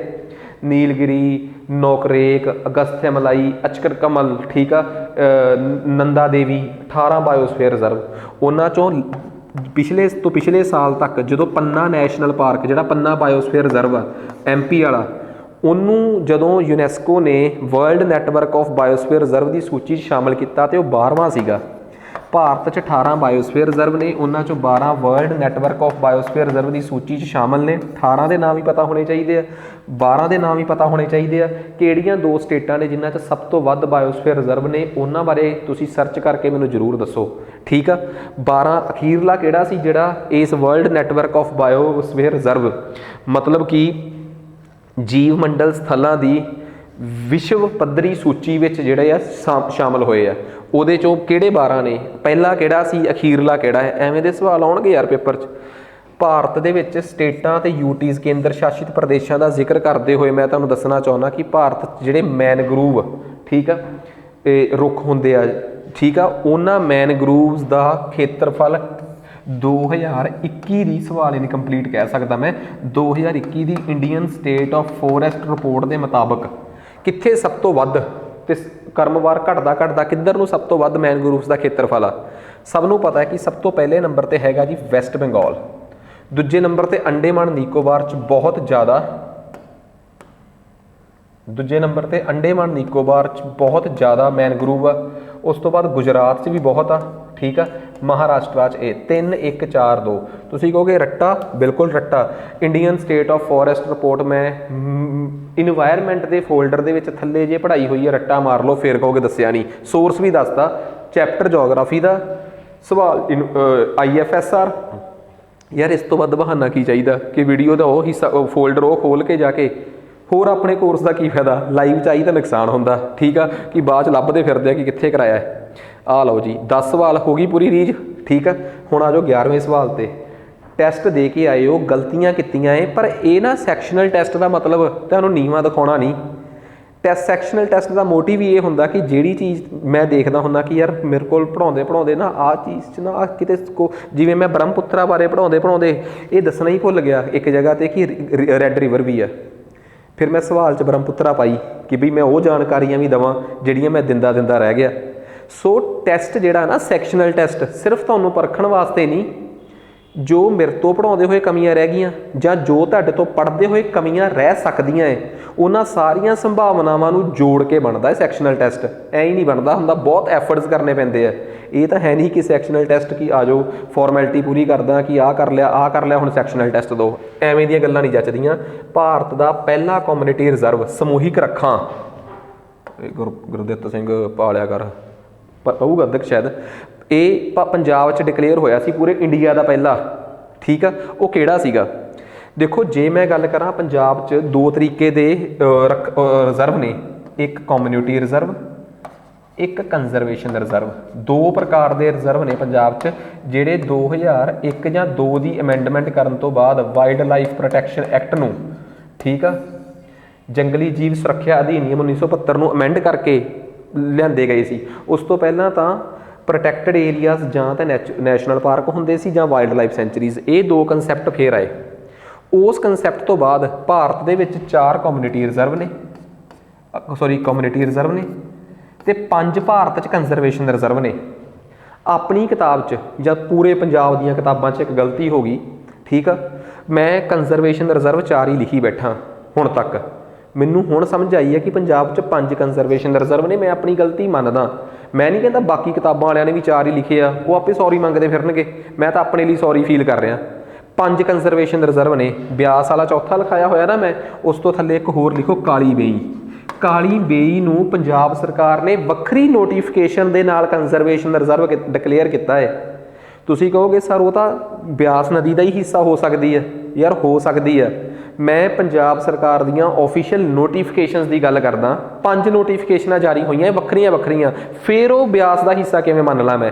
गलती की आ, अपनी किताब खोलियो पंजाब वाला जोग्राफी की किताब च पंजाब जोग्राफी वाला चैप्टर खोलियो, उस वाइल्ड लाइफ खोलियो, उस कंजरवेशन रिजर्व खोलियो, ਉਹਦੇ 'ਚ ਪੰਜਵਾਂ ਲਿਖ ਲਓ ਕਾਲੀ ਵੇਈ, ਫਿਰ ਕਹੋਗੇ ਦੱਸਿਆ ਨਹੀਂ। ਸੋ ਖੈਰ ਗੱਲਾਂ 'ਚੋਂ ਗੱਲ ਨਿਕਲ ਕੇ ਆਈਏ ਤਾਂ ਕਮਿਊਨਿਟੀ ਕੰਜ਼ਰਵੇਸ਼ਨ ਰਿਜ਼ਰਵ ਦੀ ਗੱਲ ਆ। ਕਮਿਊਨਿਟੀ ਰਿਜ਼ਰਵ ਸਮੂਹਿਕ ਰੱਖਾਂ ਜਿਹੜੇ ਪਿੰਡਾਂ ਵਾਲਿਆਂ ਦੀਆਂ ਪੰਚਾਇਤਾਂ ਸ਼ਾਮਲੇਟਾਂ ਦੀਆਂ ਜ਼ਮੀਨਾਂ 'ਤੇ ਬਣੇ ਆ। ਦੇਖੋ ਦੋ ਹੀ ਇਹਦੇ 'ਚ ਜਿਹੜਾ ਆਪਣਾ ਲਾਲਵਾ ਹੈ, ਠੀਕ ਆ, ਹੁਸ਼ਿਆਰਪੁਰ ਵਾਲਾ, ਇਹ ਸੌਰੀ ਗਲਤ ਹੋ ਗਿਆ, ਕੇਸ਼ੋਪੁਰ ਝੰਬ ਗੁਰਦਾਸਪੁਰ ਵਾਲਾ, ਇਹੀ ਦੋ ਸੀਗੇ ਨਾ ਪਹਿਲਾਂ, ਲਾਲਵਾ ਤੇ ਕੇਸ਼ੋਪੁਰ ਝੰਬ ਕਮਿਊਨਿਟੀ ਰਿਜ਼ਰਵ। ਉਹ ਇੱਕ ਕਥਲੌਰ ਕਲਸੀਆਂ ਪਠਾਨਕੋਟ ਵਾਲਾ, ਇਹ ਤਾਂ ਕਮਿਊਨਿਟੀ ਰਿਜ਼ਰਵ ਹੀ ਹੈ ਨਹੀਂ, ਇਹ ਤਾਂ ਵਾਈਲਡ ਲਾਈਫ ਸੈਂਚੁਰੀ ਸੀ, ਆਪਸ਼ਨ ਪੂਰੀ ਕਰਨੀ ਸੀ ਮੈਂ, ਠੀਕ ਆ। ਰੱਖ ਸਰਾਏ ਅਹਿਮਦ ਖਾਨ ਇਹ ਕੰਜ਼ਰਵੇਸ਼ਨ ਰਿਜ਼ਰਵ ਆ ਅੰਮ੍ਰਿਤਸਰ ਵਾਲਾ। ਆਹੀ ਦੋ ਕਮਿਊਨਿਟੀ ਰਿਜ਼ਰਵ ਸੀਗੇ ਪਹਿਲਾਂ, ਠੀਕ ਆ। ਸੋ ਇਹ ਦੋ ਕਮਿਊਨਿਟੀ ਰਿਜ਼ਰਵ ਜਿਹੜੇ ਆ ਪਹਿਲਾਂ ਸੀ, ਜਿਹੜੇ ਸੌਰੀ ਆ ਵੀ ਕਮਿਊਨਿਟੀ ਆਈ ਥਿੰਕ, ਠੀਕ ਆ। ਤੁਸੀਂ ਪੰਜਾਬ ਦੇ 4 ਕਮਿਊਨਿਟੀ ਰਿਜ਼ਰਵ ਤੇ 5 ਦੇ 5 ਕੰਜ਼ਰਵੇਸ਼ਨ ਰਿਜ਼ਰਵ ਇਹ ਤੋਤੇ ਵਾਂਗ ਰੱਟ ਲਿਓ ਹੁਣ ਬਸ। ਖੈਰ ਸਭ ਤੋਂ ਪੁਰਾਣਾ ਹੈਗਾ ਕੇਸ਼ੋਪੁਰ ਝੰਬ 2007 ਚ, ਉਸ ਤੋਂ ਬਾਅਦ ਨਾਲ ਹੀ ਬਣਿਆ ਸੀ ਲਾਲਵਾ ਹੁਸ਼ਿਆਰਪੁਰ ਵਾਲਾ, ਠੀਕ ਆ। ਮੋਸਟ ਇੰਪੋਰਟੈਂਟ ਆ। ਅੱਗੇ ਆ ਜਾਓ। ਪੰਜਾਬ ਦੇ ਵਿੱਚ ਆਪਾਂ ਗੱਲ ਕਰਨੇ ਆ ਕਿ ਵਾਈਲਡ ਲਾਈਫ ਸੈਂਚੁਰੀਜ਼, ਜਿਨ੍ਹਾਂ ਨੂੰ ਆਪਾਂ ਕਹਿ ਸਕਦੇ ਹਾਂ ਜੰਗਲੀ ਜੀਵ ਸਥਲ, ਕਿ ਪੰਜਾਬ 'ਚ ਕਿਹੜੇ 13 ਵਾਈਲਡ ਲਾਈਫ ਸੈਂਚੁਰੀਜ਼ ਨੇ। ਸਭ ਤੋਂ ਪਹਿਲਾਂ ਕਿਹੜੀ ਬਣੀ ਆ, ਇੱਕ ਵਾਰ PSSB ਵਾਲੇ ਬੋਰਡ ਨੇ ਸਵਾਲ ਪਾਤਾ ਸੀ ਤੇ ਉਹਦਾ ਆਪਸ਼ਨ ਲਿਖ ਕੇ ਭੇਜਿਆ ਸੀ ਬੀੜ ਅਸ਼ਵਿਨ। ਪਰ ਸਵਾਲ ਬਣਾਉਣ ਵਾਲੇ ਨੂੰ ਮੈਂ ਕਹਿਣਾ ਚਾਹੁੰਦਾ ਕਿ ਪਲੀਜ਼ ਜਿਹੜੀਆਂ ਤੁਸੀਂ ਉਹਦੇ 'ਚ 4 ਆਪਸ਼ਨਾਂ ਪਾਈਆਂ ਸੀ ਨਾ 2016 ਦੇ ਪੇਪਰ 'ਚ, ਤੁਸੀਂ ਨੋਟੀਫਿਕੇਸ਼ਨਾਂ ਖੋਲ੍ਹ ਕੇ ਦੇਖੋ ਸਰਕਾਰ ਦੀਆਂ। 28 ਫਰਵਰੀ 1952 ਨੂੰ 4 ਨੋਟੀਫਿਕੇਸ਼ਨਾਂ ਜਾਰੀ ਹੋਈਆਂ ਸੀ। ਬੀੜ ਅਸ਼ਵਿਨ ਦੀ ਵੀ ਜਾਰੀ ਹੋਈ ਸੀ, ਮਹੇਸ਼ ਦੀ ਵੀ ਜਾਰੀ ਹੋਈ ਸੀ, ਉਦਨ ਮੋਤੀ ਬਾਗ ਬੀੜ ਦੀ ਵੀ ਜਾਰੀ ਹੋਈ ਹੈ। ਹੁਣ ਇਹ ਤਾਂ ਫਿਰ ਤੁਸੀਂ ਵੀ ਜਾਣਦੇ ਹੋਵੋਗੇ ਕਿ ਆਹ ਸਵੇਰੇ 10 ਵਜੇ ਪਹਿਲਾਂ ਸੈਕਟਰੀ ਸਾਹਿਬ ਨੇ ਜਾਂ ਮੰਤਰੀ ਸਾਹਿਬ ਨੇ ਇਹਦੇ 'ਤੇ ਕੀਤੇ ਆ, ਫਿਰ ਤਾਂ ਵੱਖਰੀ ਗੱਲ ਆ। ਪਰ ਸਵਾਲ ਪਾਉਂਦੇ ਹੋਏ ਇਹ ਨਾ ਹੋਵੇ ਕਿ ਤੁਹਾਨੂੰ ਪਤਾ ਲੱਗੇ ਕਿ ਬੀੜ ਅਸ਼ਵਿਨ ਸਭ ਤੋਂ ਇੱਥੇ ਆ ਹੋਈ ਆ। ਸੋ ਸਾਨੂੰ ਥੋੜ੍ਹੀ ਜਿਹੀ ਜ਼ਿੰਮੇਵਾਰੀ ਨਾਲ, ਕਿਉਂਕਿ ਮੰਨਿਆ ਕਿ ਕਿਤੇ ਨਾ ਕਿਸੇ ਨੇ ਲਿਖਤਾ ਕਿ ਸਭ ਤੋਂ ਪਹਿਲੀ ਬੀੜ, ਤੁਸੀਂ ਵੀ ਸਵਾਲ ਪਾਤਾ ਉਹ ਵੀ ਪੇਪਰ 'ਚ। ਸਾਡੇ ਵਰਗਾ ਬੰਦਾ ਜਿਨ੍ਹਾਂ ਨੇ ਕੋਚਿੰਗ ਇੰਡਸਟਰੀ ਚਲਾਉਣੀ ਆ ਉਹ ਤਾਂ ਗਲਤੀਆਂ ਕਰ ਸਕਦੇ, ਕਿਉਂਕਿ ਸਾਡੀ ਤਾਂ ਰਿਸਰਚ ਵੀ ਕੁਛ ਨਹੀਂ ਹੁੰਦੀ, ਅਸੀਂ ਤਾਂ ਉਸ ਪੱਧਰ 'ਤੇ ਹੈ ਨਹੀਂ। ਇੱਕ ਸਰਕਾਰੀ ਅਦਾਰਾ ਪੇਪਰ ਪਾਉਣ ਲੱਗਾ ਐਵੇਂ ਦੀ ਗਲਤੀ ਕਦੇ ਨਾ ਕਰੇ, ਸਲਾਹ ਹੀ ਆ। ਬਾਕੀ ਦੇਖੋ ਜੋ ਦਾਤੇ ਨੂੰ ਮਨਜ਼ੂਰ। ਤੱਖਣੀ ਰਹਿਮਪੁਰ ਹੁਸ਼ਿਆਰਪੁਰ 'ਚ ਆਈ ਥਿੰਕ, ਝੱਜਰ ਬਲੋਚੀ ਰੂਪਨਗਰ 'ਚ, ਮਹੇਸ਼ ਇੱਥੇ ਆ, ਤੇ ਜਿਹਨੂੰ ਸੋ ਕਾਲਡ ਸਭ ਤੋਂ ਪੁਰਾਣੀ ਬੀੜ ਅਸ਼ਵਿਨ ਸੰਗਰੂਰ 'ਚ। ਸੋ ਸਹੀ ਆਪਸ਼ਨਸ 3 ਤੇ 4 ਨੇ। ਭਾਰਤ ਪੰਜਾਬ ਦੀਆਂ 13 ਬੀੜਾਂ, 13 ਬੀੜਾਂ ਤੇ ਕਥਲੌਰ ਕਲਸੀਆਂ ਵੀ ਮਸ਼ਹੂਰ ਆ, ਉਹ ਪਠਾਨਕੋਟ 'ਚ। 13 ਬੀੜਾਂ ਤੇ 13 ਬੀੜਾਂ ਦੇ ਜ਼ਿਲ੍ਹੇ ਰਟੇ ਹੋਣੇ ਚਾਹੀਦੇ ਆ, ਫਿਰ ਕਹੋਗੇ ਦੱਸਿਆ ਨਹੀਂ। ਹੁਣ ਉੱਥੇ ਪਹੁੰਚੋ ਆਪਣੇ ਆਪ, ਆ ਜਾਓ। ਅੱਗੇ ਆ ਗਿਆ ਪੰਜਾਬ ਦੇ ਸਟੇਟ ਐਨੀਮਲ। ਮੈਂ ਜਾਣਕਾਰੀ ਲਈ ਦੱਸਦਾ ਕਿ ਵਾਈਲਡ ਲਾਈਫ ਪ੍ਰੋਟੈਕਸ਼ਨ ਐਕਟ 1972 ਦੇ ਤਹਿਤ ਪੰਜਾਬ ਦੇ ਵਿੱਚ ਸਟੇਟ ਸਿੰਬਲ ਜਿਹੜੇ ਆ ਉਹ ਡਿਕਲੇਅਰ ਕੀਤੇ ਗਏ ਆ। ਸਾਰੇ ਸਟੇਟ ਸਿੰਬਲ 1989 'ਚ ਇਸੇ ਨੋਟੀਫਿਕੇਸ਼ਨ ਦੇ ਤਹਿਤ ਡਿਕਲੇਅਰ ਕੀਤੇ ਗਏ ਆ। ਸਿਰਫ ਇੱਕ ਸਟੇਟ ਇਕੁਐਟਿਕ ਐਨੀਮਲ ਨੂੰ, ਜਿਹਨੂੰ ਕਿ 2019 'ਚ ਕੈਪਟਨ ਸਾਹਿਬ ਨੇ ਲਾਲਾ ਕਰਾਈ ਆ, ਠੀਕ ਆ ਜੀ। ਬਾਕੀ 1989 'ਚ, ਠੀਕ ਆ। ਉਹ ਜਿਹੜੇ ਸਟੇਟ ਐਨੀਮਲ ਹੈਗੇ ਆ ਉਹਨਾਂ ਬਾਰੇ ਜਾਣਕਾਰੀ ਲੈਂਦੇ ਆ। ਸਟੇਟ ਐਨੀਮਲ ਜਿਹੜਾ ਸਾਡਾ ਉਹ ਕਿਹੜਾ ਹੈ ਭਲਾ? ਬਲੈਕ ਬੱਕ। ਉਹਦਾ ਸਾਇੰਟੀਫਿਕ ਨੇਮ ਕੀ ਆ? ਠੀਕ ਆ, ਐਂਟੀਲੋਪ ਕੈਪਰੀਕੈਬਰਾ। ਸੋ ਇਹ ਗਲਤ ਹੋ ਗਿਆ। ਸਟੇਟ ਇਕੁਐਟਿਕ ਐਨੀਮਲ 2019 'ਚ ਜਿਹੜਾ ਕੈਪਟਨ ਸਾਹਿਬ ਨੇ ਬਣਾਇਆ ਸੀ ਉਹ ਕੀ ਸੀ? ਇੰਡਸ ਡੋਲਫਿਨ, ਜਿਹਦਾ ਨਾਮ ਆ ਪਲੈਂਸੇਟਾ ਜੈਂਜੀਟਾ ਮਾਈਨਰ। ਪਲੈਂਸੇਟਾ ਜੈਂਜੀਟਾ ਆਪਣੇ ਕੋਲ ਜੈਂਟੀਸਾ, ਇਹ ਤਾਂ ਜੰਜੈਟਿਕ ਡੋਲਫਿਨ ਦਾ ਨਾਮ ਆ, ਠੀਕ ਆ। ਪਲੈਂਸੇਟਾ ਜੈਂਜੀਟਿਕਾ ਮਾਈਨਰ, ਇਹ ਇੰਡਸ ਡੋਲਫਿਨ ਦਾ ਨਾਮ ਆ, ਬਿਲਕੁਲ ਸਹੀ, ਪਹਿਲਾ ਗਲਤ। ਸਟੇਟ ਬਰਡ ਪੰਜਾਬ ਦਾ ਜਿਹੜਾ ਹੈ ਸਟੇਟ ਬਰਡ ਆ ਬਾਜ, ਉਹਦਾ ਸਾਇੰਟੀਫਿਕ ਨੇਮ ਆ ਐਸੈਪਟਰ ਜੈਂਟਲਿਸ, ਠੀਕ ਆ, ਉਹ ਬਿਲਕੁਲ ਸਹੀ ਆ। ਉਹ ਤਾਂ ਬਿਲਕੁਲ ਮਤਲਬ ਆਪਣੇ ਕੋਲ ਕਲੀਅਰ ਹੋ ਗਿਆ। ਇੱਕ ਬਚਿਆ ਸਟੇਟ ਟਰੀ, ਜਿਹੜਾ ਟਾਹਲੀ, ਉਹਦਾ ਆਪ ਦੱਸ ਦਿਓ। ਤਾਂ ਹੁਣ ਜੇ ਕੋਈ ਪੁੱਛੇ ਪੰਜਾਬ ਦਾ ਸਟੇਟ ਬਰਡ, ਪੰਜਾਬ ਦਾ ਸਟੇਟ ਬਰਡ, ਪੰਜਾਬ ਦਾ ਸਟੇਟ ਐਨੀਮਲ, ਪੰਜਾਬ ਦਾ ਸਟੇਟ ਟਰੀ, ਹੋਰ ਕੁਝ ਬਚਿਆ ਨਹੀਂ। ਇਹ 1989 'ਚ ਡਿਕਲੇਅਰ ਹੋਇਆ ਵਾਈਲਡ ਲਾਈਫ ਪ੍ਰੋਟੈਕਸ਼ਨ ਐਕਟ 1972 ਦੇ ਤਹਿਤ, 72 ਦੇ ਐਕਟ ਦੇ ਤਹਿਤ ਹੋਇਆ, ਹੋਏ 1989 'ਚ। ਤੇ ਸਟੇਟ ਇਕੁਐਟਿਕ ਐਨੀਮਲ 2019 'ਚ ਹੋਇਆ। ਸਾਰੇ ਦੱਸਤੇ ਹੈ ਕਿਹੜੇ ਉਹ ਵੀ ਦੱਸਤੇ, ਉਹਨਾਂ ਦੇ ਸਾਇੰਟੀਫਿਕ ਨਾਮ ਹੀ ਦੱਸਤੇ। ਹੁਣ ਤਾਂ ਟੇਬਲ ਬਣਾਉਣਾ ਰਹਿ ਗਿਆ, ਇਹ ਤਾਂ ਆਪ ਬਣਾ ਲਓ, ਠੀਕ ਆ। ਆ ਜਾਓ ਨੈਕਸਟ। ਸੋ ਪੁੱਛਿਆ ਕੀ ਸੀਗਾ ਜੀ? ਪੁੱਛਿਆ ਇਹ ਆ ਪਹਿਲਾ ਗਲਤ, ਓਨਲੀ 2 ਕਰੈਕਟ, ਬੀ ਆਪਸ਼ਨ। ਆ ਜਾਓ। ਉਮੀਦ ਕਰਦਾ ਕਨਸੈਪਚੁਅਲੀ ਪਤਾ ਲੱਗ ਰਿਹਾ ਹੋਊਗਾ। ਦੇਖੋ ਹੈ ਤਾਂ ਸਾਰੇ ਫੈਕਟ, ਪਰ ਓਬਵੀਅਸ ਜੀ ਗੱਲ ਆ, ਜ਼ਿੰਮੇਵਾਰੀ ਨਾਲ ਕਹਿ ਰਿਹਾ ਕਿ ਜੀਕੇ ਜੀਓਗ੍ਰਾਫੀ ਦਾ ਫੋਲਡਰ ਖੋਲੋ, ਉਹਦੇ ਅੰਦਰ ਕਈ ਲੋਕ ਕਹਿੰਦੇ ਆ ਕਿ ਸਰ ਅਸੀਂ ਤੁਹਾਡਾ ਪੰਜਾਬ ਵਾਲਾ ਫੋਲਡਰ ਦੇਖਿਆ, ਉਹ 'ਚ ਜੀਓਗ੍ਰਾਫੀ ਹੈ ਹੀ ਨਹੀਂ। ਉਸ ਫੋਲਡਰ ਦਾ ਨਾਮ ਹੀ ਹਿਸਟਰੀ ਆਫ ਪੰਜਾਬ ਆ, ਉਹ 'ਚ ਜੀਓਗ੍ਰਾਫੀ ਕਿਉਂ ਹੋਊਗੀ? ਜੋ ਪੰਜਾਬ ਦੀ ਜੀਓਗ੍ਰਾਫੀ ਫੋਲਡਰ ਦੇ ਅੰਦਰ world, India, Punjab, economic, human ਐਵੇਂ ਫੋਲਡਰ ਬਣੇ ਹੋਏ ਆ, ਠੀਕ ਆ। ਕਿਉਂਕਿ ਜਦੋਂ ਤੁਸੀਂ ਤਿਆਰੀ ਇਸ ਪੱਧਰ 'ਤੇ ਕਰਾ ਰਹੇ ਹੋ ਕਿ ਯਾਰ ਅਗਲਾ ਬੰਦਾ ਇੱਕ ਵਾਰੀ ਤਿਆਰੀ ਕਰੇ ਫਿਰ ਜਿਹੜਾ ਮਰਜ਼ੀ ਪੇਪਰ ਦੇ ਤਾਂ ਫਿਰ ਉਸ ਲੈਵਲ 'ਤੇ ਸਾਨੂੰ ਐਵੇਂ ਹੀ ਕਰਨਾ ਪੈਂਦਾ ਹੈ। ਪਲੈਨਿੰਗ ਕਮਿਸ਼ਨ ਨੇ, ਭਾਰਤ ਦੇ ਪਲੈਨਿੰਗ ਕਮਿਸ਼ਨ ਨੇ ਇੰਡੀਆ ਨੂੰ ਕਲਾਈਮੇਟਿਕ ਜ਼ੋਨ 'ਚ ਵੰਡਿਆ ਸੀ। ਪ੍ਰੋਪਰ ਨਾਮ ਆ ਐਗਰੋ ਕਲਾਈਮੇਟਿਕ ਜ਼ੋਨ। ਕਿ ਜਲਵਾਯੂ ਦੇ ਹਿਸਾਬ ਨਾਲ ਖੇਤੀਬਾੜੀ ਲਈ ਕਿਹੜੇ ਇਲਾਕੇ ਨੇ, ਇਵੇਂ ਦੇ 15 ਇਲਾਕੇ ਬਣਾਏ, ਜਿਨ੍ਹਾਂ 'ਚ ਪੰਜਾਬ ਜ਼ੋਨ 6 'ਚ ਸੀਗਾ, ਬਿਲਕੁਲ ਸਹੀ। ਪਰ ਪੰਜਾਬ ਦੇ ਨਾਲ ਇਲਾਕੇ ਰੱਖੇ ਸੀ ਹਰਿਆਣਾ, ਦਿੱਲੀ ਤੇ ਰਾਜਸਥਾਨ, ਆਹ ਨਹੀਂ ਸੀ ਰੱਖੇ, ਪਹਿਲੀ ਆਪਸ਼ਨ ਗਲਤ ਹੋ ਗਈ, ਬਾਕੀ ਸਭ ਠੀਕ ਆ। ਇਹ ਪਲੈਨਿੰਗ ਕਮਿਸ਼ਨ ਨੇ ਕੀਤੀ ਸੀ। ਅੱਗੇ ਪੰਜਾਬ ਨੂੰ 6 ਹਿੱਸਿਆਂ 'ਚ ਵੰਡਿਆ ਹੈ PAU ਨੇ, ਬਿਲਕੁਲ ਸਹੀ ਗੱਲ ਆ। 6 ਹਿੱਸਿਆਂ 'ਚ ਪੰਜਾਬ ਨੂੰ PAU ਨੇ ਵੰਡਿਆ ਹੈ। ਅੰਡਲਟਿੰਗ ਹੋ ਗਿਆ, ਇੱਕ ਪਲੇਨ ਅੰਡਲਟਿੰਗ ਏਰੀਆ ਹੋ ਗਿਆ, ਇੱਕ ਆਪਣਾ ਫਲੱਡ ਪਲੇਨ ਏਰੀਆ ਹੋ ਗਿਆ, ਇੱਕ ਵੈਸਟਰਨ ਸਾਊਥ ਵੈਸਟਰਨ ਐਵੇਂ ਦੇ ਪਲੇਨਸ ਹੋ ਗਏ, ਠੀਕ ਆ। ਸਾਰੇ ਦੇ ਸਾਰੇ ਪਲੇਨਸ 6 ਦੇ 6 ਏਰੀਆਜ਼ ਅਤੇ ਉਹਨਾਂ 'ਚ ਕਿਹੜੇ ਜ਼ਿਲ੍ਹੇ ਆਉਂਦੇ ਆ, ਰੱਟਾ ਮਾਰ ਲਿਓ। PCS 2018 ਦੇ ਵਿੱਚ ਆ ਚੁੱਕਿਆ ਸਵਾਲ। ਇਹਨਾਂ ਰੀਜ਼ਨਸ ਦੇ ਵਿੱਚ ਸਾਰੇ ਜਿਹੜੇ 6 ਰੀਜ਼ਨ 'ਚ ਆ, ਰੇਨਫਾਲ 1000 ਤੋਂ ਲੈ ਕੇ 2000 ਮਿਲੀਮੀਟਰ ਤੱਕ ਵੇਰੀ ਕਰਦੀ ਹੈ, ਬਿਲਕੁਲ ਗਲਤ। 1000 ਮਿਲੀਮੀਟਰ ਰੇਨਫਾਲ, ਕਈ ਇਲਾਕੇ ਤਾਂ ਇਹੋ ਜਿਹੇ ਆ ਜਿੱਥੇ ਸਿਰਫ 10 ਸੈਂਟੀਮੀਟਰ 20 ਸੈਂਟੀਮੀਟਰ ਤੱਕ ਮੀਂਹ ਪੈਂਦਾ ਹੈ। ਆਈ ਥਿੰਕ 100 ਮਿਲੀਮੀਟਰ ਤੋਂ 2000 ਮਿਲੀਮੀਟਰ ਤੱਕ ਰੇਂਜ ਕਰਦੀ ਹੈ, ਮਤਲਬ 10 ਸੈਂਟੀਮੀਟਰ ਤੋਂ 200 ਸੈਂਟੀਮੀਟਰ ਤੱਕ। ਸੋ ਐਡੀ ਵੱਡੀ ਰੇਂਜ, ਐਡੀ ਛੋਟੀ ਜੀ ਰੇਂਜ ਨਹੀਂ ਕਿ ਪੰਜਾਬ 'ਚ ਮੀਂਹ ਦੀ, ਬਹੁਤ ਵੱਡੀ ਰੇਂਜ ਆ। ਇੱਕ ਪਾਸੇ ਸੁੱਕਾ ਇਲਾਕਾ ਹੈ, ਸੋਕਾ ਹੈ, ਇੱਕ ਪਾਸੇ ਬਹੁਤ ਮੀਂਹ ਪੈ ਜਾਂਦਾ ਹੈ। ਸੋ ਤੀਸਰਾ ਵੀ ਗਲਤ ਆ, ਆਪਸ਼ਨ ਸਿਰਫ ਆਹੀ ਸਹੀ ਬਣਦੀ ਆ, ਓਨਲੀ 2, ਮਤਲਬ ਕਿ 1 ਇਜ਼ ਦੀ ਕਰੈਕਟ ਆਂਸਰ। ਕਨਸੈਪਚੁਅਲੀ ਸਵਾਲ ਜਦੋਂ ਬਣਦਾ ਹੈ ਨਾ ਤਾਂ ਬਹੁਤ ਮਿਹਨਤ ਲੱਗਦੀ ਹੈ। ਕਈ ਵਾਰੀ ਕਹਿ ਦਿੰਦੇ ਕਿ ਸਰ ਜਿਹੜੇ ਤੁਸੀਂ ਟੈਸਟ ਅਪਲੋਡ ਕਰਦੇ ਹੋ ਬੜੀ ਸਲੋ ਸਪੀਡ ਕਿਉਂ ਆ?